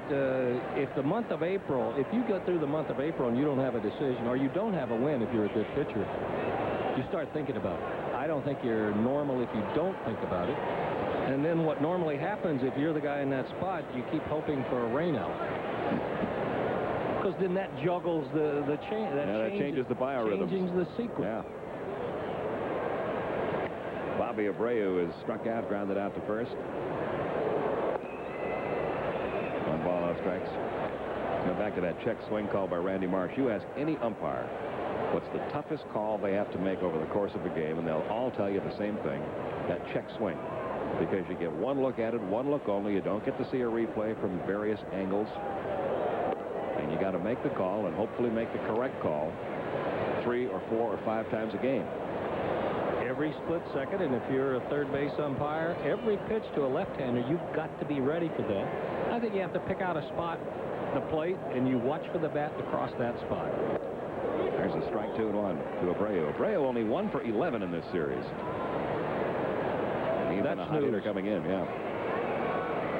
Millwood shut him down twice tonight. He was hitting .500 against Millwood coming into this, 8 out of 16. He's a good hitter. He's a good ball player.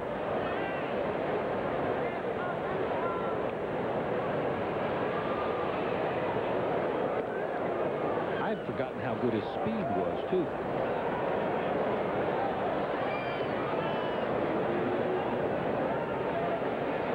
Three balls, 1 strike now on Abreu.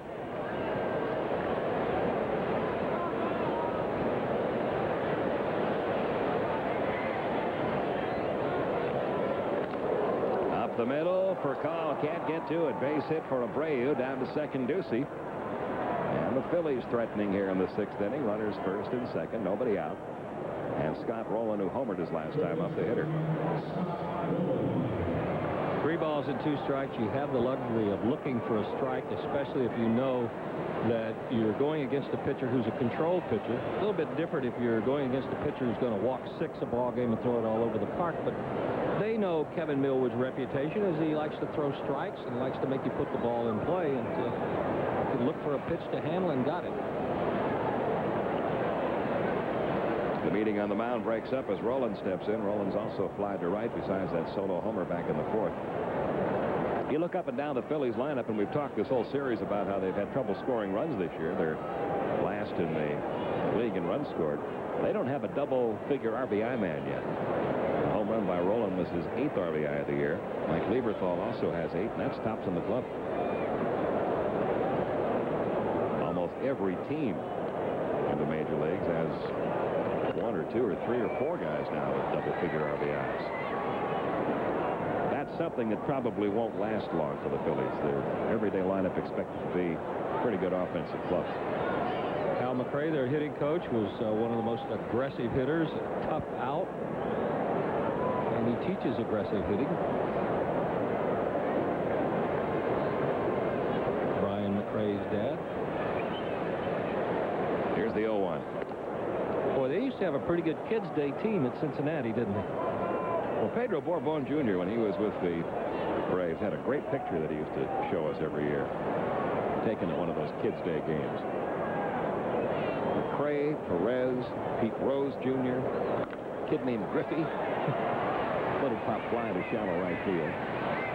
Pedro Borbon. There were 5 major leagues. It was a group of like 9 kids who were out there for the Kids' Day, and 5 of the 9 made it to the major leagues.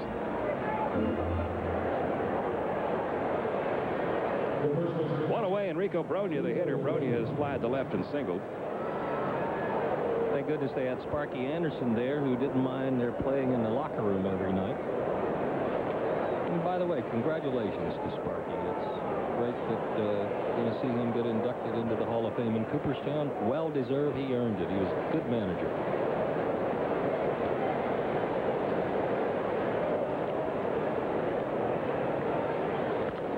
Right back to Millwood. He fields the second one for call to first. Double play, and Millwood's out of it. Good play to start the double play by Kevin Millwood. That ball was sharply hit. But that's it for the Phillies. We go to the bottom half of the 6th inning. Still tied.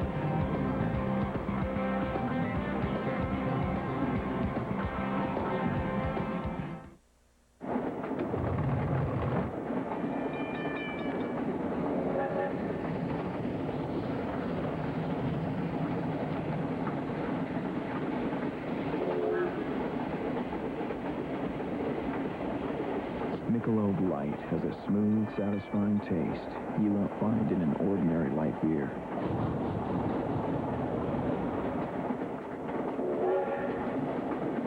Beer or Michelob Light? Good morning, Branded Industries. Yeah, is Kaplan there? Hi, sir. No. Thompson? Not yet. Schreiber? Kickboxing, sir. Harris? Haircut, sir. Miller? No. Durkin? No. Bradley? He's not really a morning person. Don't we have anyone who knows how much business can be done before 8 a.m.? Yes. Steve. Steve who? Put him on. Hello. Steve, keep up the good work. Okay. UPS delivers overnight by 8 a.m. to more places across the country than anyone. UPS, moving at the speed of business. Nobody in America sells more office products to more businesses than Office Depot. You can shop our store. Or you can shop our catalog. You can shop online. Taking care of business. It's all mine. Taking care of business and working overtime. Work out. Office Depot, taking care of business.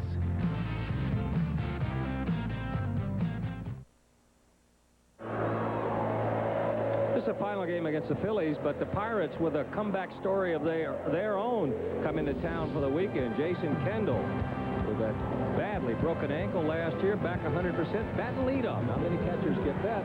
They're in town. We'll be with you tomorrow night on TBS, and then back Sunday. We invite you to join us on Turner South on Saturday. And if there is a chance that in the 6-state area that we're available, your cable operator doesn't have it, please contact them. We would like to have you with us. So it's the Pirates for 3 starting tomorrow night. Javi Lopez, who has walked and struck out, leads off bottom of the 6th. 2-2 game, each team with 5 hits. Deep to left. Foul ball.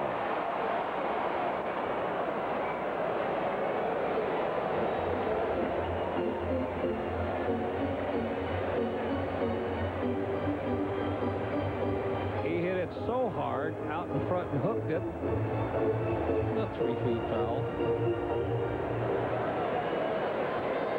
0-1, just a noisy strike.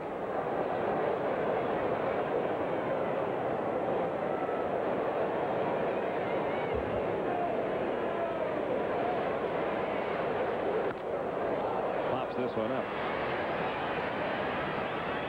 Rolling in fair territory.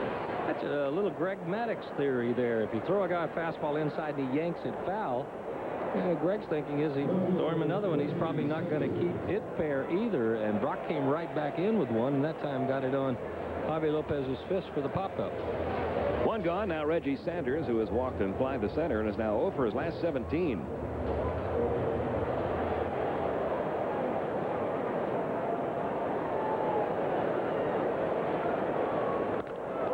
Off the glove of Brock, he's going to recover and throw him out. Boy, when you're in a slump, doesn't that always happen? Well, every infielder's an octopus, and there are 6 outfielders if you're in one of those slumps. And here's a pitcher that did a good job of getting out of the way of one of these earlier. Hanging, breaking ball, drilled, I think he's just kind of protecting himself, and it hit him dead square in the glove, and where'd it go? Right where he could find it. So that's out number 2 in the bottom half of the 6th inning. It'll bring up Keith Lockhart, who's flied to left and popped to third.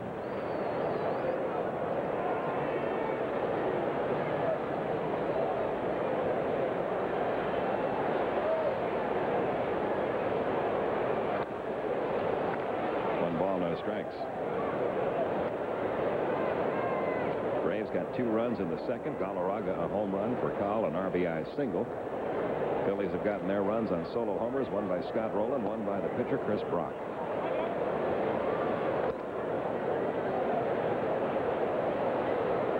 Two and 0.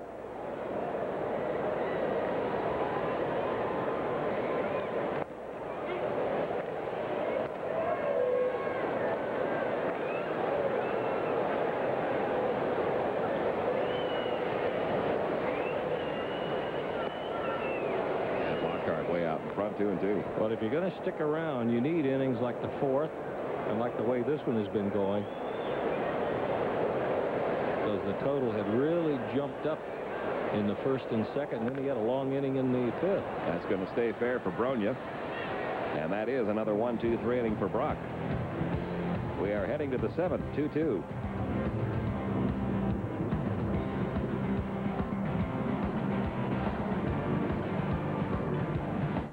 This commercial is rated X. X for extreme protection. New Extreme Cleaner Wax from Turtle Wax. Stands up to everything nature throws at it. X for extreme cleaning. Turtle Wax Extreme Cleaner Wax with a breakthrough Trilicone formula cleans away swirl marks and grime. X for extreme shine. It gives you a deep, long-lasting shine, especially on clear coat. Extreme protection, extreme cleaning, extreme shine. New Extreme Cleaner Wax from Turtle Wax. Now we don't have to pay top dollar for airline tickets. Now we don't have to shell out big bucks for hotel rooms. With Priceline.com, over 100,000 people a week name their own price, and they get it. Yes.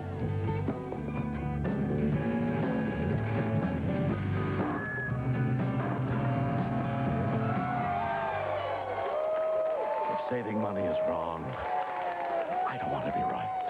Severe weather update. The storm has now passed through the northern section of town. Initial reports indicate hundreds of homes damaged. Authorities are asking for help from surrounding communities. Emergency crews are forming on... Since 1979, our associates have helped hundreds of communities in times of need. Because we know communities aren't made of nails and boards. Communities are people, our neighbors, our friends, and our families. Braves baseball on the Superstation, brought to you by Priceline.com. Name your own price. Airline tickets, hotel rooms, new cars, mortgages, and more. Priceline.com. And by the Home Depot, America's home improvement coach.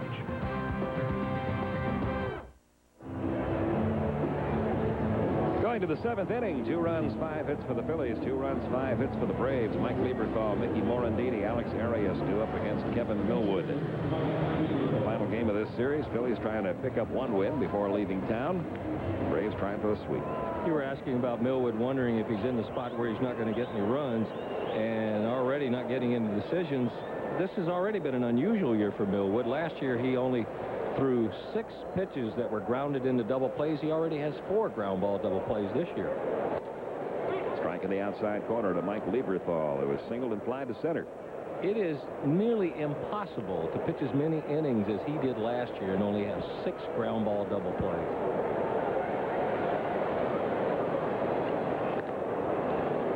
One and one. But I'll bet you if you check the numbers on Kurt Schilling for the Phillies, he doesn't give up many. Their style of pitching quite similar. A lively fastball, more up than down. That can also be a deceptive number. Here's the 1-1 pitch. Yes, it can. 2-1 to count. If you're going to induce a lot of ground ball double plays, that assumes you're going to have a lot of base runners. And there were a lot of games last year that Kevin Millwood got into the 6th, 7th inning, and giving up no hits.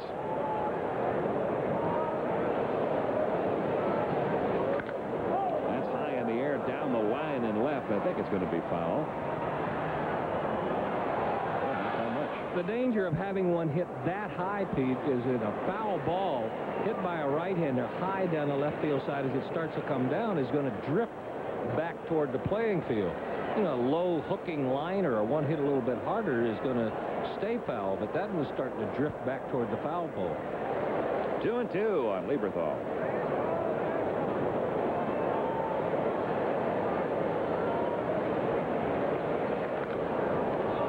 Shallow right, back goes Lockhart, coming on Jordan. Jordan calls him off, makes the catch. One gone. Mickey Morandini will be the hitter. He's been up twice tonight, and he's 0 for 2, and that's news to Turner Field. Top career batting average of any hitter with 50 or more at-bats at Turner Field, hitting .444 coming into this game. He's fly to center and fly to left tonight.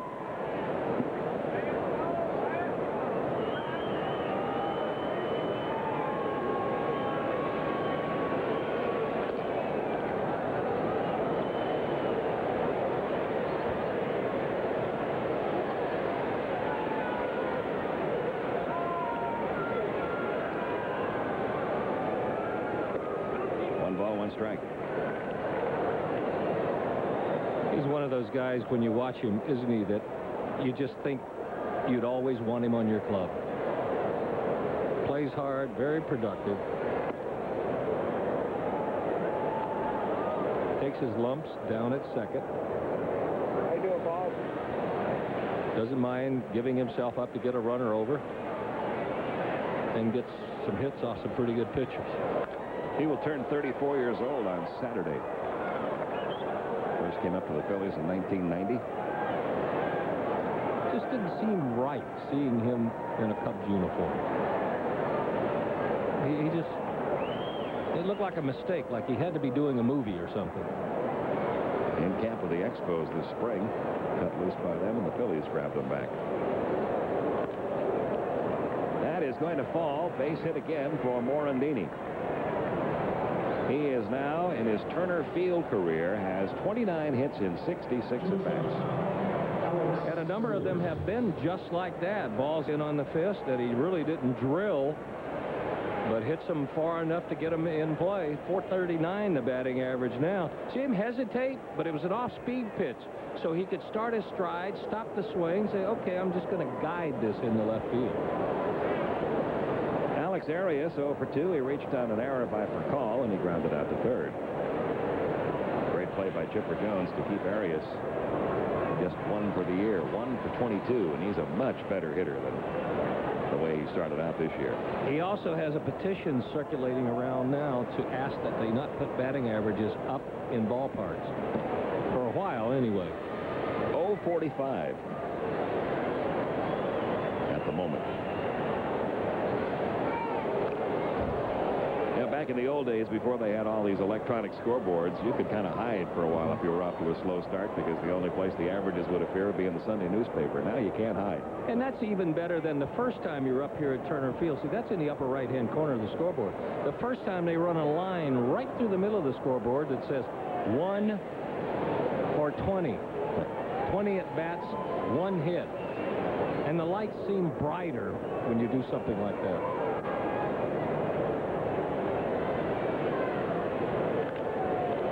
2, and isn't the count always 0-2 when you're 1 for 22? You almost feel like that you come up to home plate and you look up and you go, how did I get 2 strikes on me? And he knows exactly how Reggie Sanders feels, because he'll hit a ball, well, like the ball in the 3rd inning, ground ball. He hit it hard, but Furcal is quick, got to it, got a glove on it. It's a play he probably should have made, but then the hardest ball he's hit, he says some guy makes an error on it, so that doesn't happen. The 0-2. A piece of it. And the ball headed toward the hole in the 5th inning, and Chipper Jones made that nice play going to his left. And what does it do for you, Pete? You're looking up on the scoreboard, you see 0-45. The count's 0-2. You're 0 for 2. And over your left shoulder is a guy who tied the ball game with a home run, and he's the pitcher.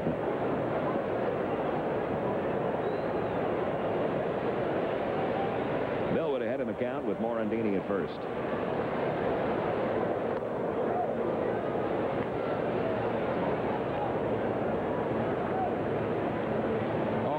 Brock did, though, is just ensure himself that he's going to see a lot more curveballs.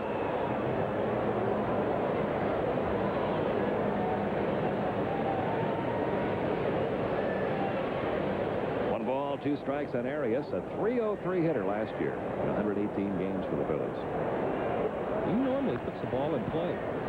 .278 lifetime hitter, and getting off to a start like this is not normal for him either. He's .280 lifetime in the month of April, hit .323 in April last year. How many times does he walk, Norman? He doesn't walk much, he doesn't strike out much, does he? Puts it in play. Last year, about 400 plate appearances, only 36 walks, only 31 strikeouts. Still 1-2.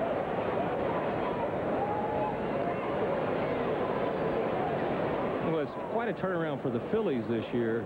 Last year they hit .293 as a team. This year they can't buy runs. And just to show you how it's going with Arias, they hit over 300 with runners in scoring position last year, and Arias was a guy who hit .343 with runners in scoring position. He had 6 guys up over 300 with runners in scoring position. Well, that's why they weren't worried about the offense coming into this year, because they brought just about everybody back offensively from last year's club. A few changes on the pitching staff. But the everyday lineup and even the bench pretty much the same makeup as it was a year ago. 2-2.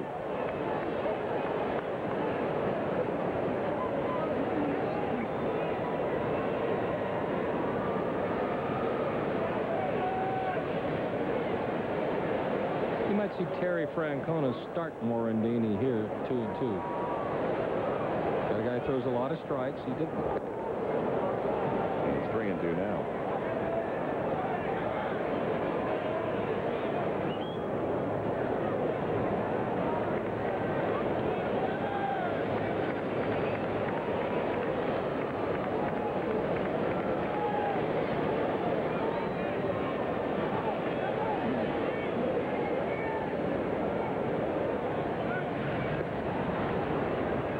To hold it just a little longer, get him leaning.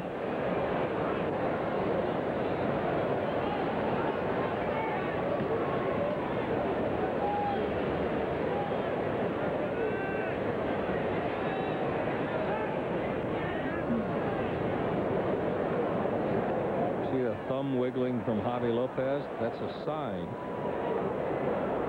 And he was probably encouraged from the dugout to have Millwood throw over there.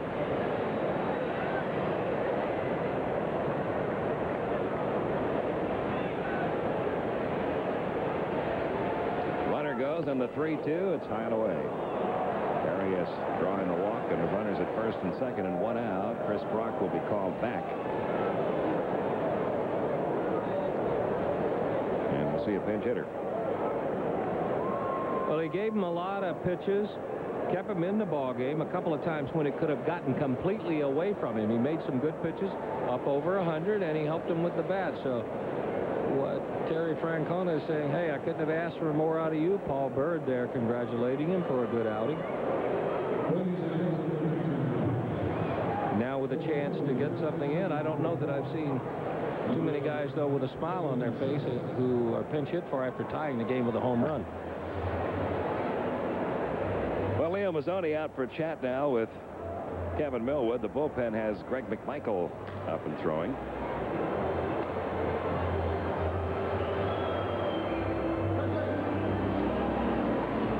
Aldred is up in the Phillies bullpen. Good outing for Brock. 6 innings, only 2 runs allowed, 5 hits. He recovered nicely after a shaky first couple of innings. Kevin Sefcik is the pinch hitter. Sefcik is 2 for 12 on the year. 5 of those at bats as a pinch hitter. He's 1 for 5 in that role. Phillies over 300 in pinch hitting this year, 7 out of 22. Play to the right. Pete, tell me what's unusual about this shot. How many times do you see a pitcher take it out of a ball game? He gets his jacket and his glove. He's standing there. He's got the bat. He's been working on his bat. Yeah, this is the one I did. There it is. He went and got his bat and sat down and did a little rubbing on the handle. Well, you know he's not talking about his pitching right now. Nope. The 0-1 to Sefcik. 1 ball, 1 strike. Sefcik, utility guy, has been around the Phillies now for the last 3 years on a full-time basis. 278 last year. Now, a lot of power. Another one of those Arias types players, puts the ball in play most of the time, including this time into right field. Jordan fairly deep. With a catch tagging at second, Morandini. He'll move over to third. And they'll be at first and third now with 2 outs, and back to the top of the order, and Doug Glanville. Glanville has been pitched too well in this series. He's 0 for 3 tonight, just 2 for 12 in the series, and he's kind of the catalyst to this entire Philadelphia offense. He gets them going. He's a high on-base percentage type guy normally, can steal a base.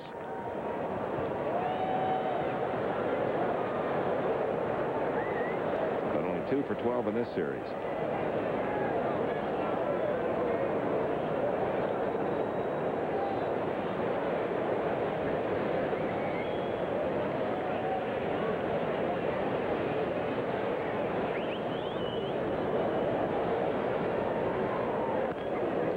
Pitch swinging into shallow right field. Jordan's going to have a play on this one too, and Millwood's going to be out of the inning.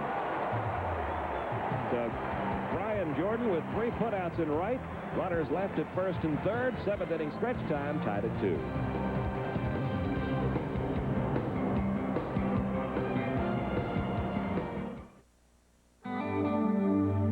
There's a lot more to working in AutoZone than looking up parts or ringing up sales. And it has to do with taking pride in taking care of customers. Like testing an old part before selling a new one. Or simply having what they need when they need it. In other words, it's about taking care of people who take care of cars. And that's what we do best at AutoZone. You bet you win at Portland Meadow. You've got less than 2 weeks to come enjoy a great night of horse racing in Portland. This Saturday, we're getting deep into the season stretch run with the best race in a decade. 8 multiple stakes winners from 3 states in Canada are scheduled to visit Portland and compete in the all-important Portland Meadows Mile. Plan on dinner and a great horse race this Saturday night. First race, 5:35. You bet you win at Portland Meadows.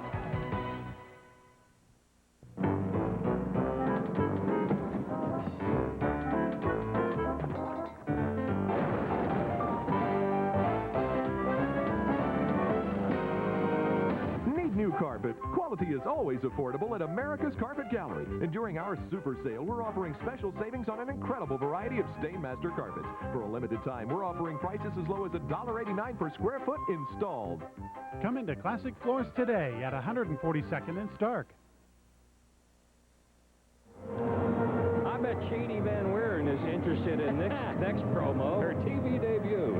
And looking good. Shady, here's something Grandpa's got to tell you about. The 2000 Braves Clubhouse Collection catalog has 24 pages of Braves t-shirts you'd look good in one, caps, novelties you'd really like, and much, much, much more. You can call for your copy or have Dad or Mom do it or have Grandpa bring you a copy home at 800-433-BRAVES, or you can shop online at www.atlantabraves.com, and Grandpa is computer literate. And a sucker for that, too. Anything in the catalog she wants.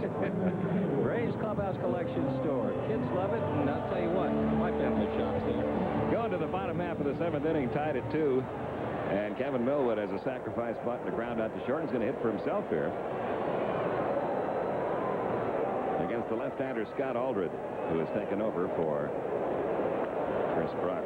1 on Millwood. Aldred making his 7th appearance. He's pitched pretty well. 7 innings, only 1 run allowed, 1 walk, 3 strikeouts.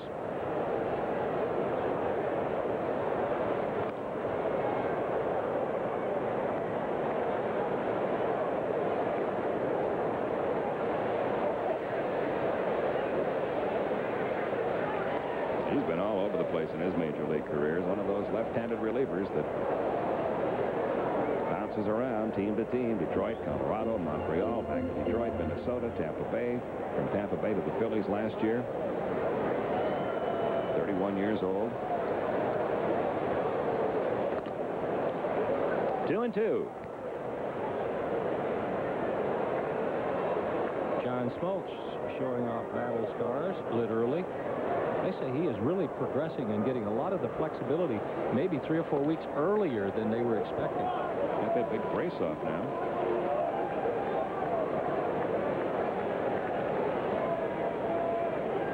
Don't expect him back this year, though. It's a year-long project rehabbing from that surgery. Here's the 3-2, and Kevin Millwood lines one deep center field. Glanville drifting back, and is going for the catch.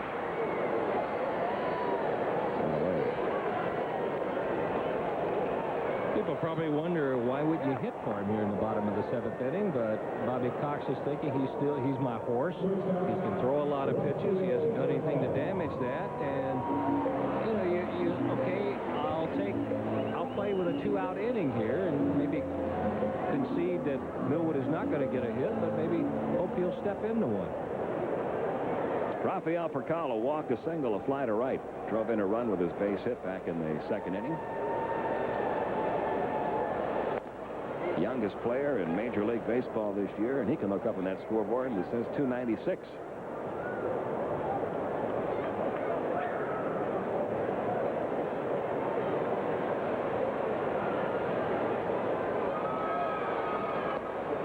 I can't wait till one of those times when he goes into the city and decides he wants to go to the park early. Or maybe he's not with the not on the bus or with a bunch of the other players, and walks up and knocks on the door and says, "I'm Rafael Furcal. I play with the Braves." Sure, kid. Right. Yeah. Well, that happens to players. That boy's dressed down the hall. That happens to players more than you might think. Some of them not 19 years old either. Some of them are 25, 26, 27 years old, but look young. And have a hard time talking away in the ballparks on the road.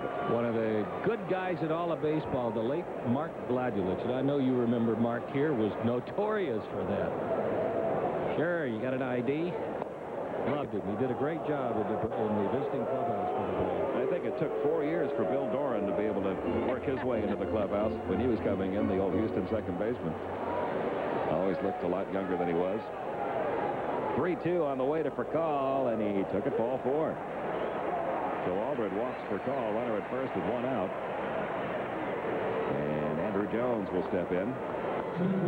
Andrew, a single and 3 at-bats.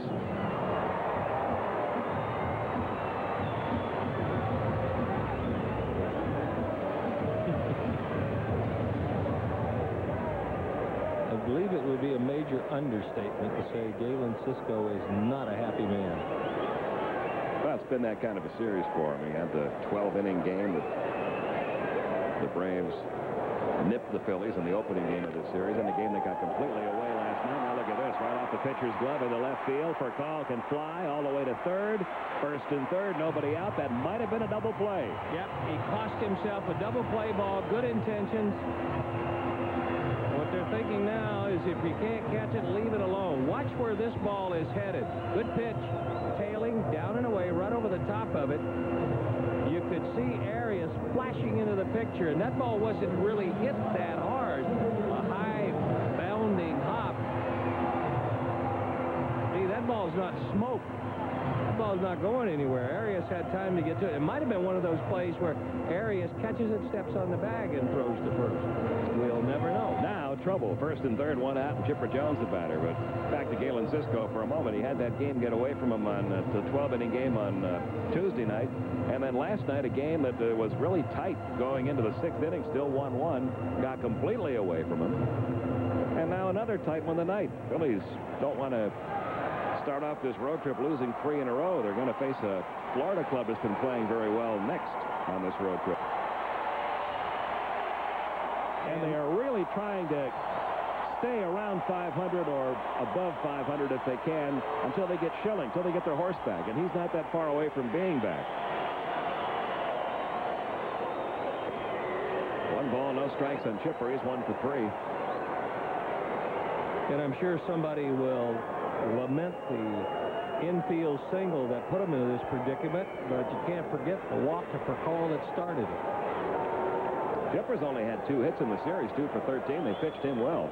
But a chance to give the Braves the lead here. Runners first and third, only 1 out. Out of play, 1 ball, 1 strike. Seems to be going through one of those stretches, Pete, where he's seeing it well. He seems to be right on it, but is just a little off. You saw Carlos Reyes up in the bullpen. He's the guy that gave up the home run to Brian Hunter in the Tuesday night game.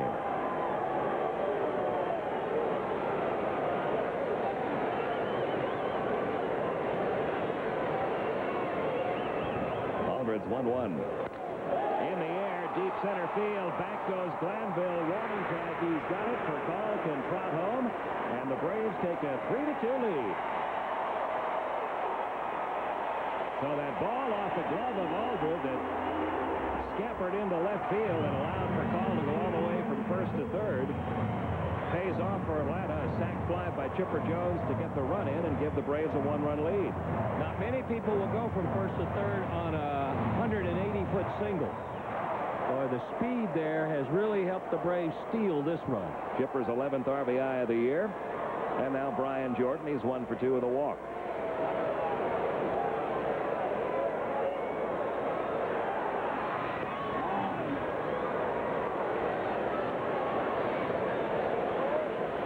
So Rafael Furcal's performance tonight: a single, 2 walks, a fly out, 1 run scored, 1 RBI.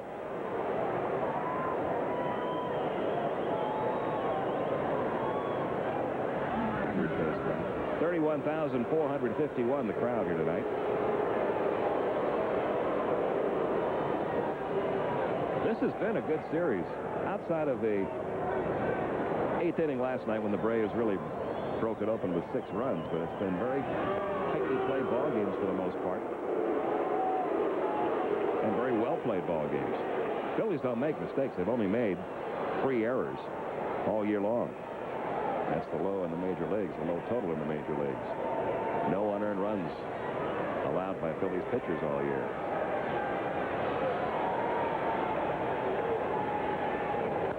Into center field, base hit Brian Jordan. Andrew Jones will head toward third. Glanville's throw cut off by Arias. First and third for Andres Galarraga.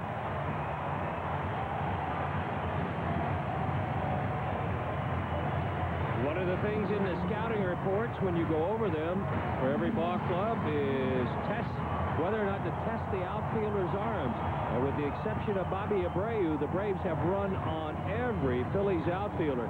Andrew Jones made his mind up before he got to second, even sneaked a peek as he headed to third. And that ball was hit hard and not that far in the outfield. Well, with Galarraga coming up, a left-hander, Scott Aldred, will be replaced. It'll be Carlos Reyes getting the call as Philadelphia Phillies manager Terry Francona makes the Bell South call to the bullpen.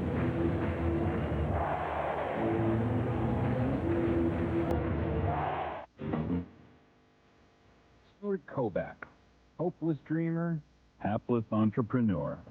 Kobach and Company went bust after 2 years. The Kobach partnership lasted all of 6 months.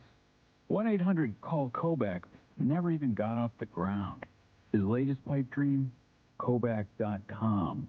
How's it doing? It's hanging in there. Connect and create something. Bell South. To be the best takes strength, speed, endurance. The best way to cure athlete's foot has it all. Lamisil AT. Strength, full prescription strength to stop the itching and burning. Speed, these take 4 weeks of treatment to kill the fungus. Only Lamisil AT cures athlete's foot with just 1 week's use. Endurance, a study showed most users were still athlete's foot free 3 whole months later. Get it all in Lamisil AT, the best way to cure athlete's foot. Atlanta with a 3-2 lead. Runners at first and third, 2 outs in the inning, and Carlos Reyes takes over. He is making his 4th appearance. He's only given up a run in 3 innings of work this year, and that was the home run to Brian Hunter in Tuesday night's extra inning game that won it for Atlanta. And one of the more unusual outcomes for a winning team's evening that I can ever remember. Brian Hunter steps in to lead off the bottom half of the 12th inning, hits a home run, gets pats on the back from everybody on his way into the clubhouse, arrives in the clubhouse, called in the manager's office to be designated for assignment to make room for Brian Jordan. He's got 1 more more day to go to clear waivers. If he clears waivers, he has agreed to report to Richmond. Bobby Cox said he thought he'd be claimed, though. He did. Bobby thinks he'll be claimed before the 3 days are up. Let's see who has the best memory, Reyes or the Braves. Remember, Brian Hunter told us the other night, I noticed he had started everybody off with a breaking ball. I went up there looking for it. He got one. Almost everyone had been about knee-high. See if Reyes changes his pattern or if Galarraga walks up there looking for a breaking ball strike on the first pitch. Galarraga homered in the second, grounded out to short in the third, and into a 5-4 force play in the fifth.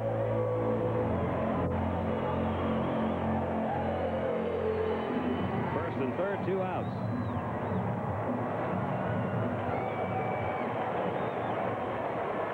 It's a big out for Reyes to get, a big at bat for Galarraga. Another run here would look huge.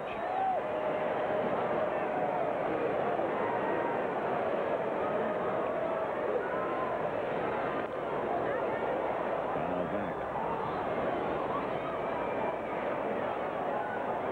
He did go off speed. It may have been the slider, but it was an off-speed pitch, and Galarraga took a swing like a guy who was expecting it.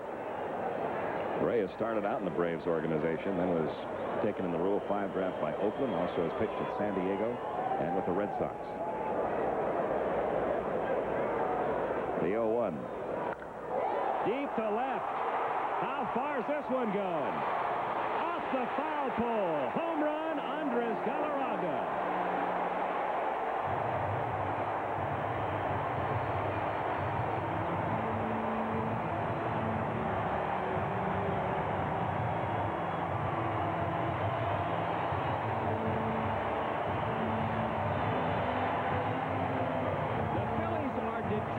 Pitch Andres Galarraga inside, and every time they've missed inside with something below the belt, inner half, just inside, he's made them pay.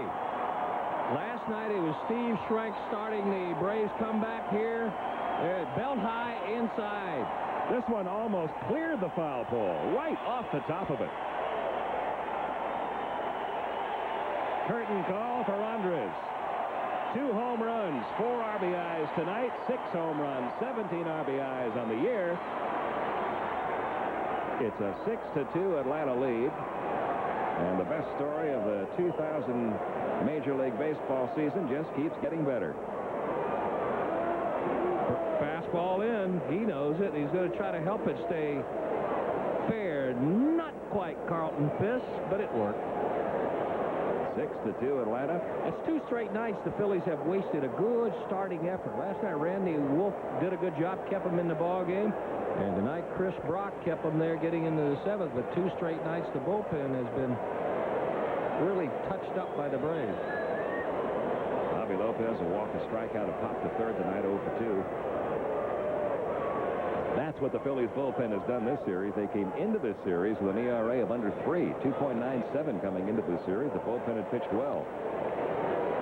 But they have let a couple of games get completely away from them. This one not totally away from them yet. But it is the 7th inning, and it's now a 4-run Atlanta lead.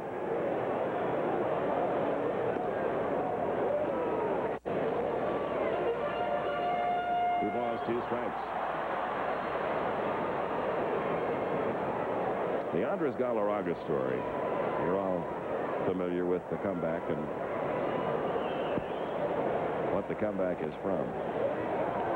But the good parts of it aren't just the performance on the field, but the inspiration he has been to others almost every night here at home and even on the road. There are guests of a home team, whether it's the Braves or whatever ballpark the Braves are visiting, from various programs all around the country that come to meet Andres Galarraga to get some inspiration. And he has certainly provided that. 6-2 Atlanta.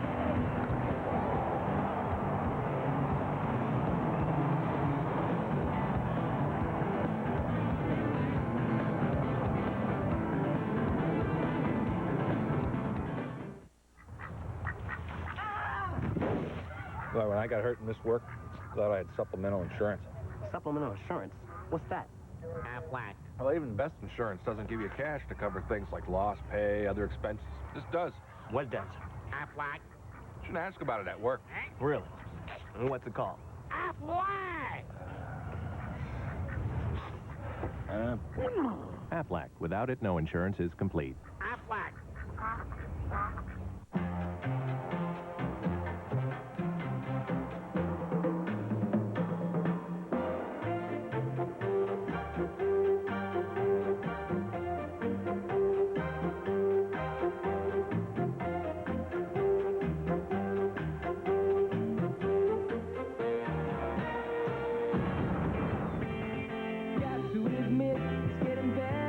Flat TV from Phillips. A new way to look at television. 15 years ago, I gave John his start. I ordered the first Papa John's pizza. No, it was me. I said, John, this pizza's got great stuff on it. Join our celebration. Get 2 large one-topping Papa John's pizzas for just $12.99. Get it straight, it was me. I said this sauce is special. Me. Hey, wasn't it you that ordered the first pizza?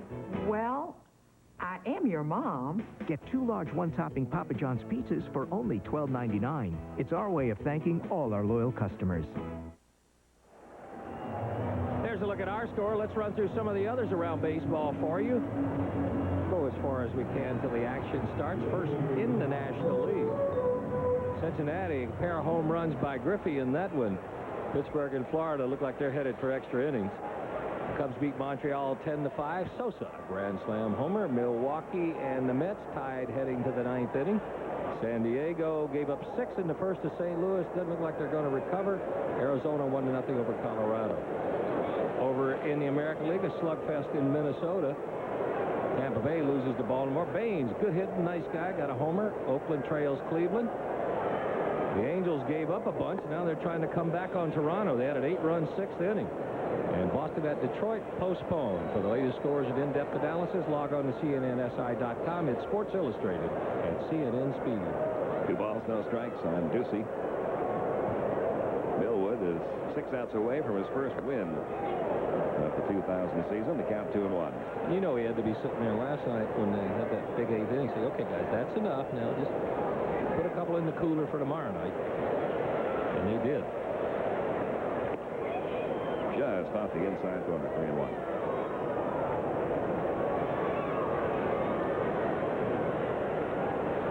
Closing in on 100 pitches. This will be 3 good starts in a row for Millwood if he keeps this up tonight. But a leadoff walk gives the Phillies some hope. And I know he's got 4 runs to play with, and it kind of frustrates you if you were the manager to see it. But you can't let an effort like this get away. And if you watch Bobby Cox over the years, he won't let an effort like this, and the bullpen will get active in a hurry. Remlinger, John Rocker. Remlinger, in all likelihood, if anything happens in this inning, where a relief pitcher is needed. And then Rocker on the 9th. Here's Abreu, 1 for 3, a single. His last time up takes a strike. Millwood, really, very seldom do you see Kevin Millwood. He's a big, strong guy, can throw a lot of pitches. Very seldom do you see him when you look and you think he's laboring a little, but he has that look right now that there might be a little bit of fatigue.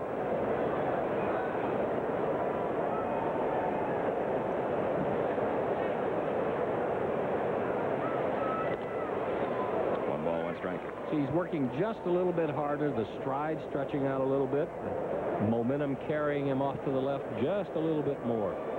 Only natural when you get to this point and you feel like you're a little short, you try to reach back and find a little extra.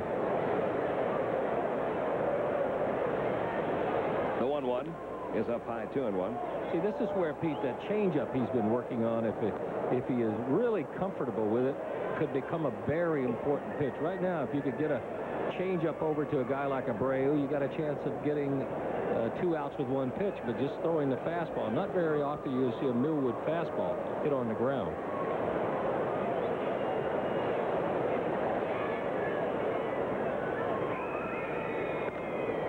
Pretty deep to left field. Sanders backpedaling, looks up. This ball's gone. Home run. Bobby Abreu, an opposite field homer that just did clear the left field wall and gets the Phillies back to within 2. You almost got to go get him now. Second homer of the year for Abreu, RBIs number 6 and 7. And one of the few that Kevin Millwood will give up with a runner on, and one of the few times you will see him walk a guy leading off with a lead. Starting with the fastball with the lead, out away. He's going to make him put it in play, but Abreu drives this a long way the other way. Looked like Reggie Sanders had a shot at it, but he recognized that and stopped before he got to the warning track. I think he thought he was going to have a play at first, and then realized that maybe it was going to go off the wall, and then all of a sudden it was over the wall. Well, Kevin Millwood gets the nice reception. There's his wife. Scott Rolen will be the hitter as Bobby Cox makes the change.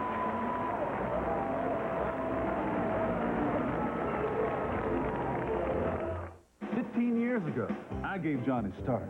I ordered the first Papa John's pizza. No, it was me. I said, John, this pizza's got great stuff on it. Join our celebration. Get 2 large one-topping Papa John's pizzas for just $12.99. Get it straight. It was me. I said this sauce is special. Me. Hey, wasn't it you that ordered the first pizza?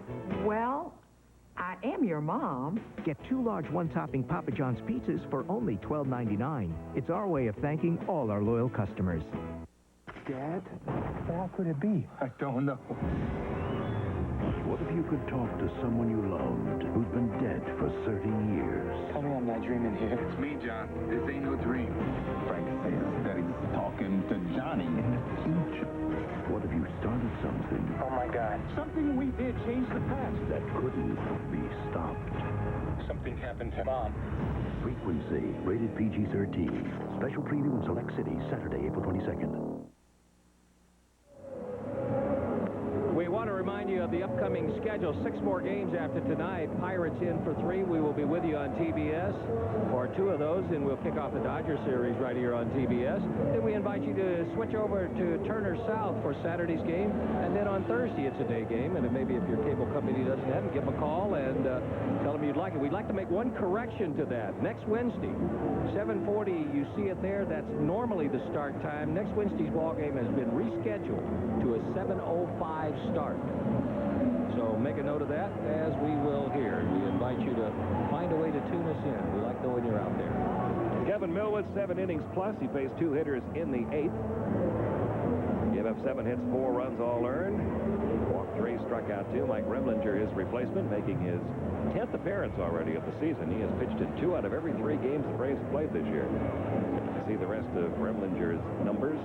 143 batting average against and averaging better than a strikeout per inning. Well, he got 3 pretty quick outs last night. He did walk 1, and so it wasn't a night in which he labored, so not risky bringing him back tonight. Scott Rolen, Rico Bronya, Mike Lieberthal, the next 3 hitters due up. Remlinger's had good luck with the first hitters faced. In his previous 9 games, the leadoff man he's faced, 0 for 9. Rolen takes a strike. He has a home run tonight. Solo shot back in the 4th. 6-4 now.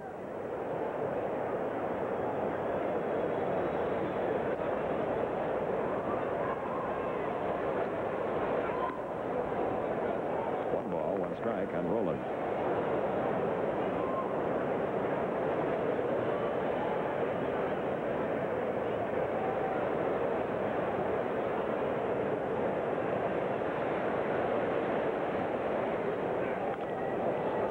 Played. It's 1-2. Rolen's 5 for 9 with 3 career homers against Mike Remlinger.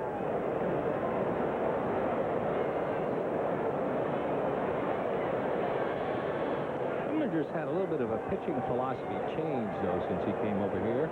And the way he uses his pitch is different now that he's become a specialist. 2-2.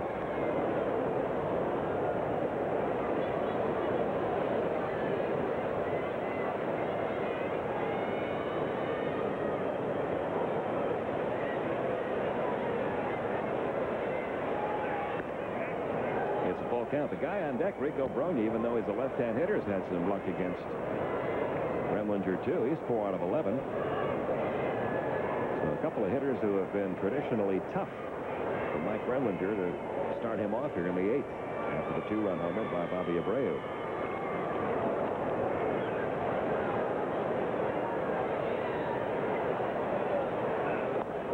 He went, says plate umpire Angel Hernandez.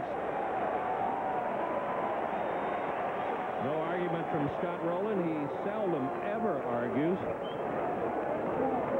He's got something to say. He will. Take a look. This is where you get the umpire. Watch where the bat goes. Way out in front. So the strikeout of Rolen by Remlinger is out number 1 here in the 8th, and now Rico Bronya, a single in 3 at-bats.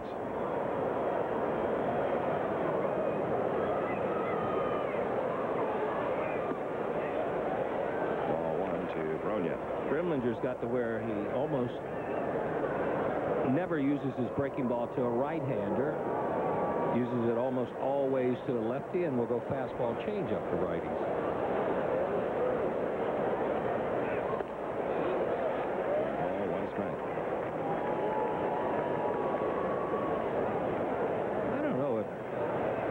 I find it a little odd that he hits Remlinger as well as he does, because I don't think historically Bronya really doesn't wear out left-handers.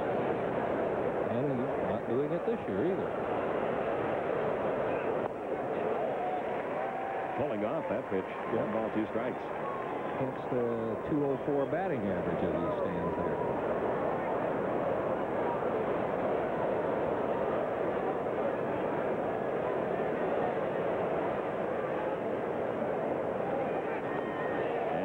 Strikes goes Bronya. He just hooked him to death. He didn't strike out in a row for Remlinger. He didn't see a straight ball in any pitch. Everything was breaking ball, breaking ball, breaking ball, and they got even better with 2 strikes. That'll bring up Mike Lieberthal, who's 1 for 3, a single in 3 at-bats. He's also flied to center, flied to right. He's only 1 for 7 in his career against Remlinger. That 1 hit, though, is a homer. He needs to make a good pitch, first pitch. Got the fastball by him. Reach back for a little, 93 miles an hour. That's good velocity.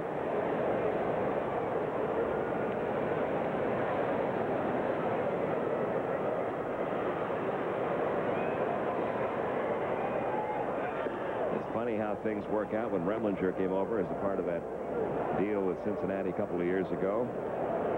Going into spring training, Bobby Cox didn't know how he was going to use him. He might be my 5th starter. He might be a long man. He might be the first lefty out of the bullpen.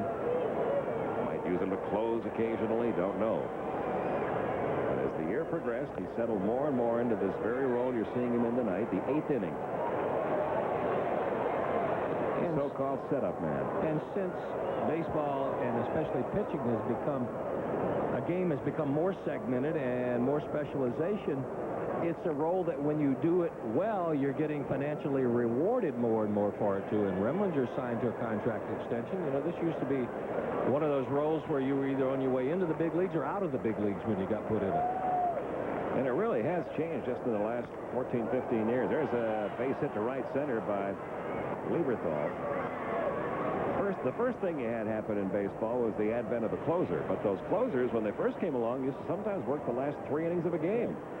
And the first manager, and I'm sure there was probably somebody before this, but the first manager that I can really remember using a setup guy for the first time in the National League was Whitey Herzog, when he had Bruce Sutter over there. And Sutter, because of his shoulder, was only able to work an inning at a time when he came in. So Jeff Lottie was the first guy that I can remember who had this specialty of coming in the 8th inning and pitching it. And setting up Bruce Sutter for all those saves for the Cardinals. Well, it's worked so well for most ball clubs, it's now the norm. And a starter doesn't get a complete game if he wants it. There used to be organizations that would pay you on innings and complete games if you were a starter. We want a guy to go to the post. Now a guy who pitches you 215 is a guy who eats up innings. It's even changed the way that spring training is approached for starting pitchers. You see very few starting pitchers go more than 30 innings in spring training anymore.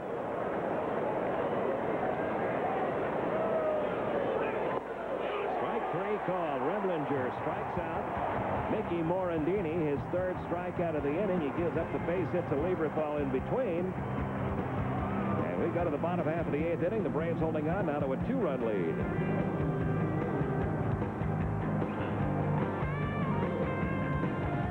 It's rising. It's baking. It's the new bread at Subway. Baked fresh daily. Try it on your favorite sandwich. After all, If the bread tastes better, the sandwich will too. Subway, the way a sandwich should be. The day's not over yet. Do you stop at Red Roof Inn and get a room you can always count on? Or take your chances somewhere else? Ah, the room that time forgot. Critics are calling Love and Basketball one of the sexiest movies of all time. How about a little one-on-one? What we playing for? I score, you strip. A movie with undeniable heart and soul. How come you couldn't be the man you kept trying to make me? I just couldn't. It will stir your every emotion. You forgot to be there. Love and Basketball will have you rooting all the way. I've loved you since I was 11, and it just won't go away. Love and Basketball, rated PG-13, starts Friday. For friendly advice and great savings on your DirecTV system, stop by Circuit City today. You'll get free professional standard installation, a $200 value, when you buy a DirecTV system at Circuit City and subscribe to Total Choice programming. The whole family will enjoy Total Choice with over 95 digital quality channels, including 31 music choice channels. It's all going on right now at Circuit City. Part of the crowd of 31,000 plus on hand tonight. 31-4-51, the official count. Braves up 6-4, trying for the 3-game sweep and the 4th Atlanta win in a row. And a lot of them young people enjoying Braves promotion that we like endorsing. College night with a valid college ID tonight. How do kids 5 or 6 or 7 years old or whatever she is know the words to all these songs from the 80s? Older sister. Must older be. brother. Must be. It is college night. College kids with a valid ID got in for $3 tonight. And a lot of the colleges and universities from both Georgia and Alabama represented here tonight. Class tomorrow. Time to go beat the traffic. Reggie Sanders will lead off here in the 8th. A walk, a fly to center, a bounce back to the pitcher. It wasn't really a bounce back to the pitcher. It was a line drive that Chris Brock knocked down and threw him out at first. There's a ground ball sharply hit right at short. And the Reggie Sanders woes continue. 0 for his last 19 now. The batter will be Keith Lockhart. Lockhart 0 for 3. He could use a base hit. He's only 2 for 13 on the year.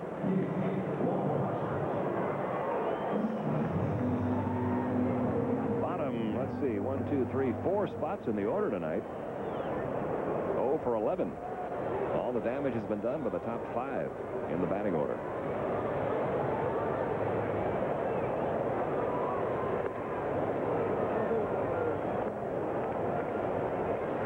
Carlos Reyes still out there. Wally Joyner has grabbed a bat. He'll pinch hit for Remlinger. That's a foul ball, 1 ball and strike. Pirates coming in with Terry Mulholland going tomorrow night against Jose Parra, who was just called up by the Pirates and will be making his return to the major leagues. First game he's pitched in the big leagues since 1996. And the Pirates have a comeback story of their own. Remember last year we saw the gruesome pictures of Jason Kendall's ankle that he smashed. Rolled it over, broke it. Glanville, what a catch. But he's not only has he come back, he's hitting in the leadoff spot. Yeah, how many catchers do you see ever hit in the leadoff spot? He's running so well, though. Base percentage so good at defense for Gene Melendez. Here's Wally Joyner. Joyner is 3 out of 8 in the air with a double. He's 2 for 4 as a pinch hitter. That's for Remlinger here in the 8th.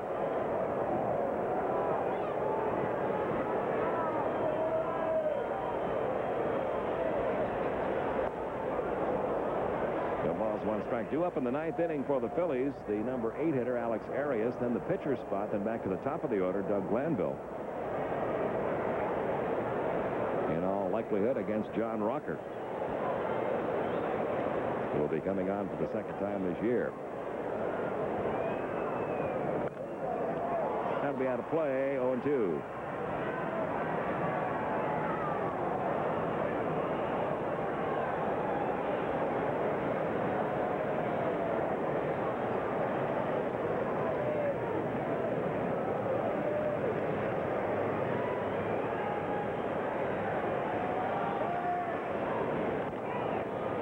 ball and 2 strikes on Joyner.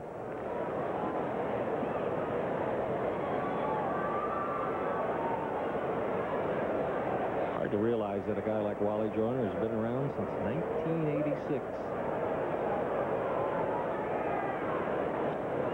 And down on strikes, Reyes got him with an off-speed pitch. Second strikeout for Reyes. Going to the 9th inning, first save opportunity of the year for this man who just got off the suspended list. He'll be coming on to pitch the top half of the 9th inning.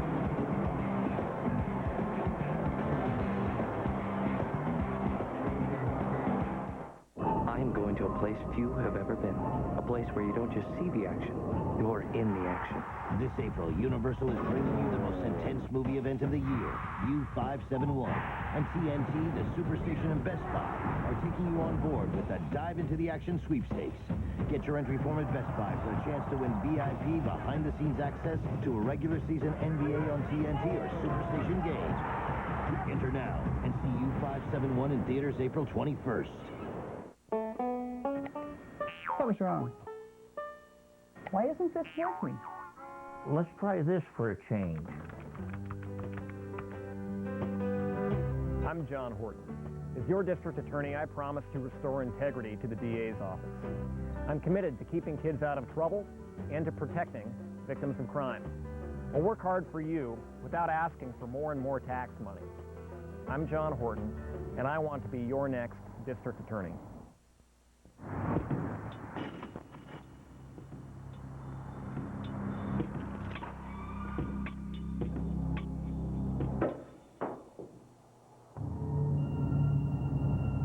Of all the people in this neighborhood, you guys are trying the hardest to get into this church. Here. Come anytime you want. Join us Sunday. A message from your local United Methodist Church.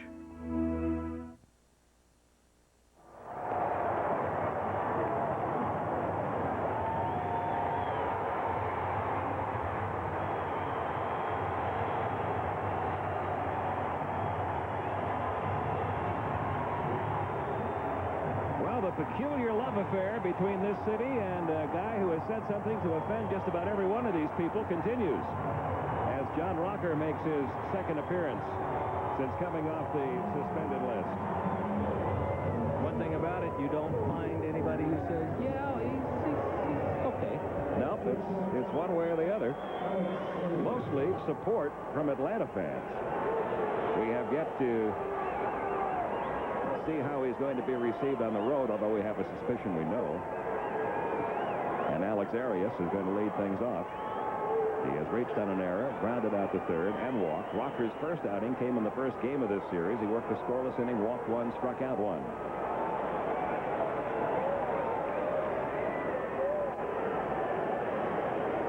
Rocker trying to save it for Kevin Millwood. Arias now 1 for 22 in the year. I know one of the things Rocker had done in spring training is work on his breaking ball, and he came out of the chute with a good one the other night.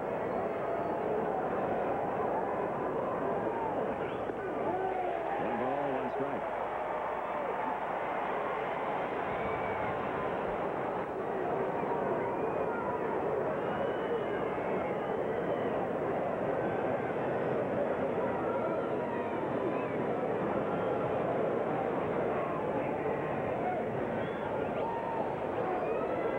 It's 2-1.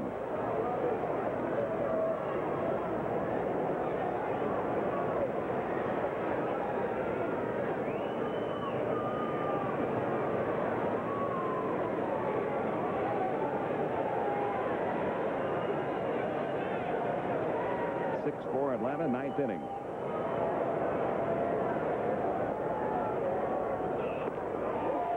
Just missed. Rocker 38 saves last year in 74 games, a 249 earned run average, and 104 strikeouts in 72 and a third innings.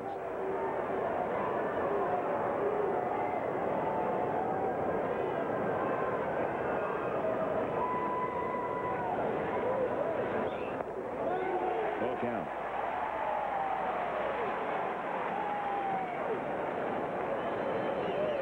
Kevin Jordan has come out on deck. He will bat for Reyes. Need 3 outs for the sweep. One of only a couple of guys on their whole roster that have a hit off of John Rocker. Here's the 3-2. He lost him, ball 4.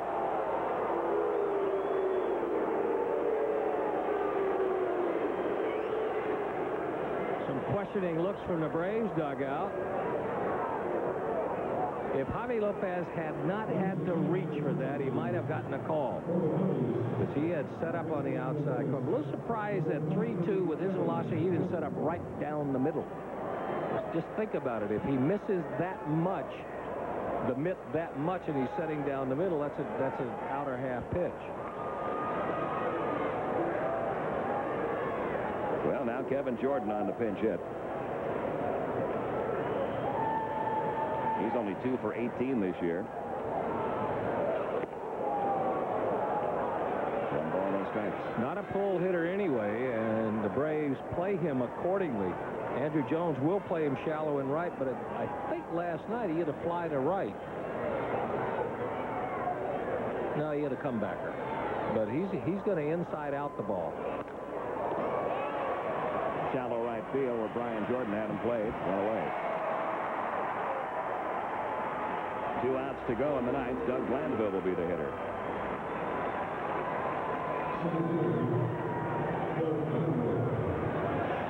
I'm going to mention this only because I think it should be mentioned, but I wonder when John Rocker was going through all the diatribes and such that he was involved in last year in New York and with that Sports Illustrated writer, if he ever considered that he might be working a game trying for his first save of the year with Angel Hernandez, a refugee from Havana, Cuba, calling the balls and strikes.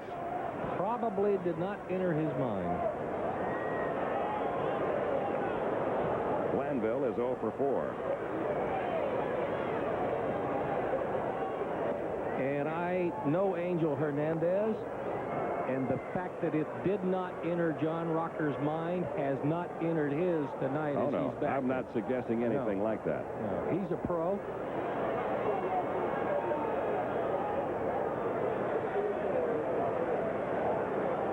One ball, no strikes on Glanville. Strike in the outside corner, 1-1. Glanville's really been kept in check in this series, 2 for 13. 0 for 4 tonight.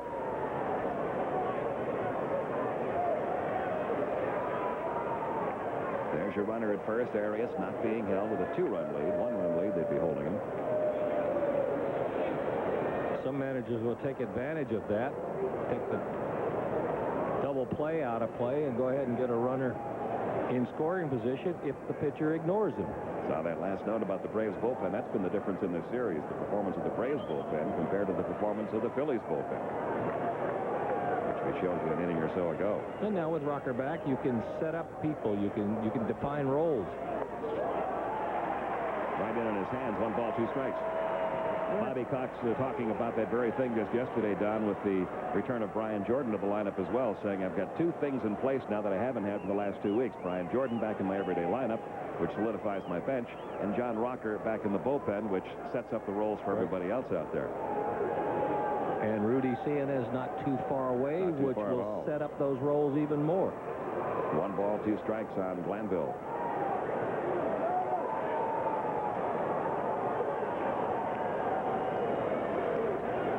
Here's the 1-2. Look out. Whoa. Everybody appears to be okay. Next time Cheney is here, we're going to put somebody with a glove right in front, or my dad Steve one. Still 1-2 on Glanville.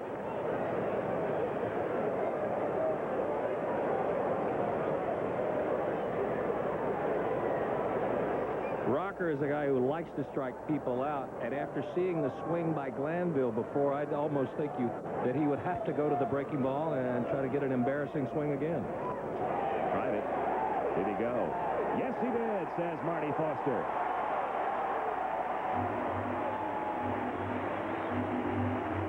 Well, know, when it's going that way, you're going to either manager is going to argue this call, but that's one that seemed like the intent and the swing carried the bat way out there.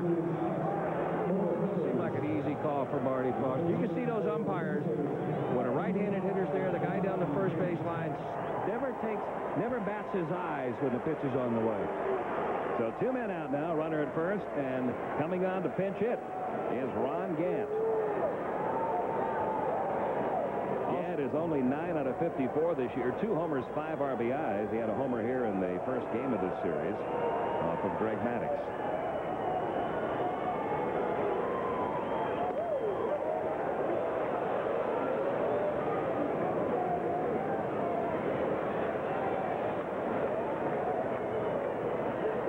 Still makes his home here in Atlanta. Used to be able to handle anybody's fastball, but more and more Ron has started opening up to get to it. So the safe place to throw it is out away from him. Take some of the sting out of his bat. Breaking ball, strike 1 and 1. That happens as you get older, doesn't it? Yeah, you have to make compensations. I don't care if you're a pitcher, a fielder, or a hitter. Your skills are going to deteriorate just a little. So if you're a pitcher, you need to find an edge. If you're an infielder, you might cheat a step. And if you're a hitter, start opening up, clearing the side out, protecting against the inside pitch. Here's the 1-1. Trying to stop his swing, unable to. Rocker ahead in the count. 1 ball, 2 strikes. The crowd, as they always are, with 2 outs and 2 strikes and a chance to win a game with 1 more pitch on their feet. Now, do I want to overpower him or do I want to embarrass him? If you want to go, the macho pitch to throw would be a fastball. The safe pitch 1 and 2 would be a breaking ball down. We're going to go man to man. First save of the year for Rocker. First sweep of the year for Atlanta. Braves win it 6-4. Another great day at the office for Andres Galarraga. Another page added in this great comeback story. He's our AutoZone player of the game. Galarraga in the 2nd inning. Out of here. Then in the 7th inning, the one that iced it. Fastball in. Drilled off the foul pole. Little body English help. Galarraga with 4 RBIs, our AutoZone player of the game. We'll be back to wrap it up right after this.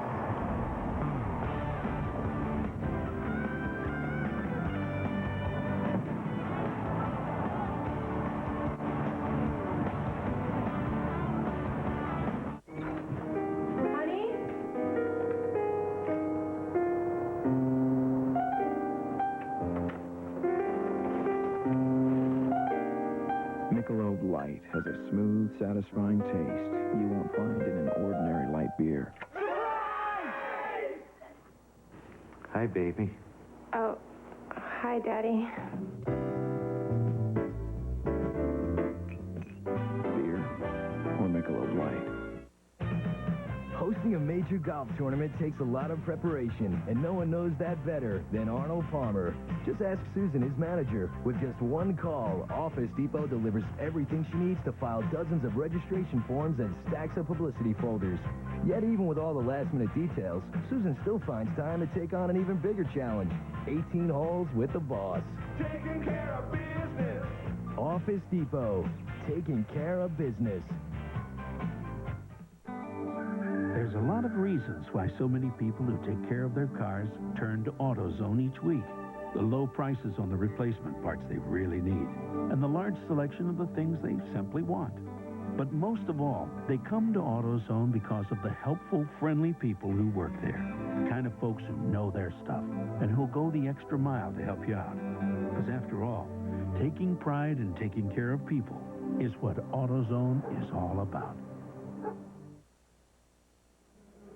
Back at Turner Field, where the Braves have just swept the Philadelphia Phillies. Final score tonight, 6-4. And joining us, our player of the game, Andres Galarraga, a solo home run in the 2nd, a 2-run, I make it a 3-run homer in the 7th inning. And this story just keeps getting better and better and better and better every day. It's just an unbelievable comeback month so far for you, Andres. Yeah, thank you very much. And like you said, you know, every day I start feeling more comfortable, much better on the home plate. So I'm just trying to make contact, try to use all the feet, and getting lucky too sometimes. So they want to hit around on the line, on the post. So give me another big run for us. So I'm really excited, really happy. You know, I know you worked hard and you battled back, and you've always been a very positive person. But honestly, first week of spring training, how far did you think you would be this time in April? This far? Wow, that's amazing. I don't even believe it, what I've been doing so far. I mean, especially in the first week in spring training. When I come to the spring training with the pitches and catches, and no idea how it's my swing because I've not been practicing anything. I'm just trying to doing all my exercise to be ready for spring training. So as soon as I start hitting against the coach, so I start feeling right away. The ball start jumping on my bat. I keep been doing about for 3 days with the coach. So on the fourth day, I start hitting with the pitches because I start feeling more comfortable, much better. The ball start jumping on my bat. So I'm feeling like I'm not losing any time on the all year. So now, you know, I'm not surprised what I've been doing so far. I kind of looking to start really good. And like I said, you know, try to make a hard contact, try to help the team the more I can. And the luck can help me too. So God keeping working with me together to keeping everything positive and keeping going to help the team. Andres, you've played in this game for a long time and at this level for a long time. Have you noticed any change in the way you felt this year, this first month of the season, compared to past years? It looks like you're just right back to your normal self. Yeah, believe me, I'm feeling like nothing happened to me, like I'm not losing anything. I'm feeling really good, like years before. And especially the way, you know, my power and the way I make a contact with the ball. Well, congratulations on another tremendous performance. 2 home runs, 4 RBIs, 6 homers on the year, now 17 RBIs.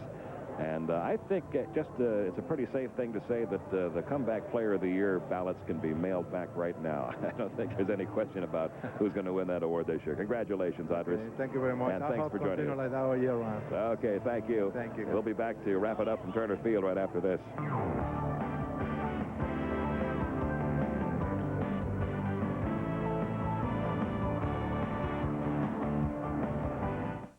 Good news, boys. Your single, Love is a Bummer, is #1.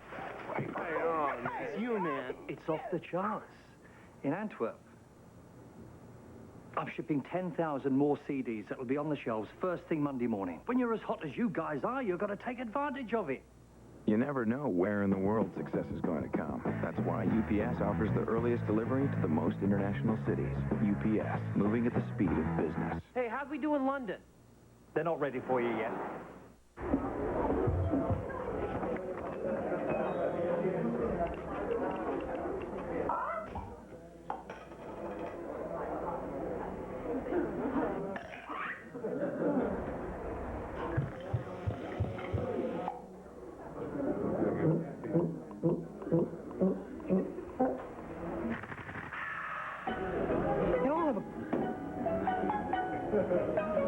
Thanks, man.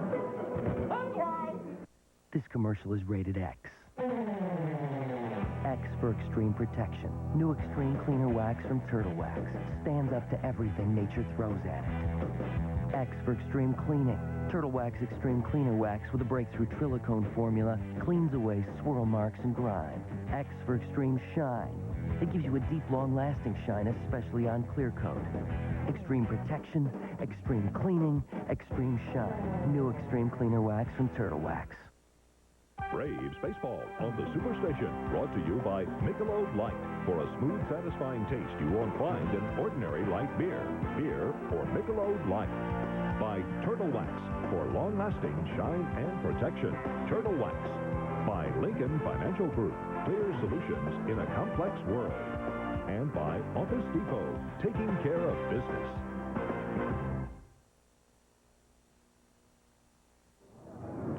Braves wrap up the Phillies series with a big win tonight. The score 6-4 for the Braves. 6 runs, 8 hits, an error with 6 stranded for the Phillies. 4 runs, 8 hits, errorless ball.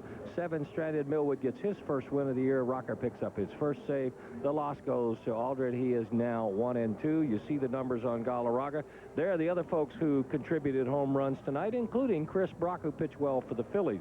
I know, Pete, offense kind of exploded in this series, but this may have boiled down to be a contrast in what happened to the bullpen. The Phillies came in with a 297 earned run average, the bullpen that is, and they lead with a 508. Braves, on the other hand, 9 scoreless innings this series, so yeah, quite a change. The bullpen's definitely the difference in this series, and the Braves get their first sweep of the year and take over first place in the East, by the way, since the Montreal Expos lost their game tonight to the Chicago Cubs. For all the latest scores, in-depth analysis, CNNSI.com is the place to go. Sports Illustrated at CNN Speed.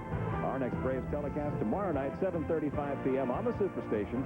It'll be the Pittsburgh Pirates visiting Turner Field for the first time this season. Terry Mulholland goes against Jose Parra, who's just been recalled by the Pirates. Coming up next on TBS, it's My Cousin Vinny. Great movie starring Joe Pesci and Academy Award winner Marissa Tomei. Right here only on the Superstation. Final score again tonight, the Braves 6 and the Phillies 4. For Don Sutton, Skip Carey, Joe Simpson, our entire Turner Sports crew, Pete Van Wern from Turner Field. So long, everyone.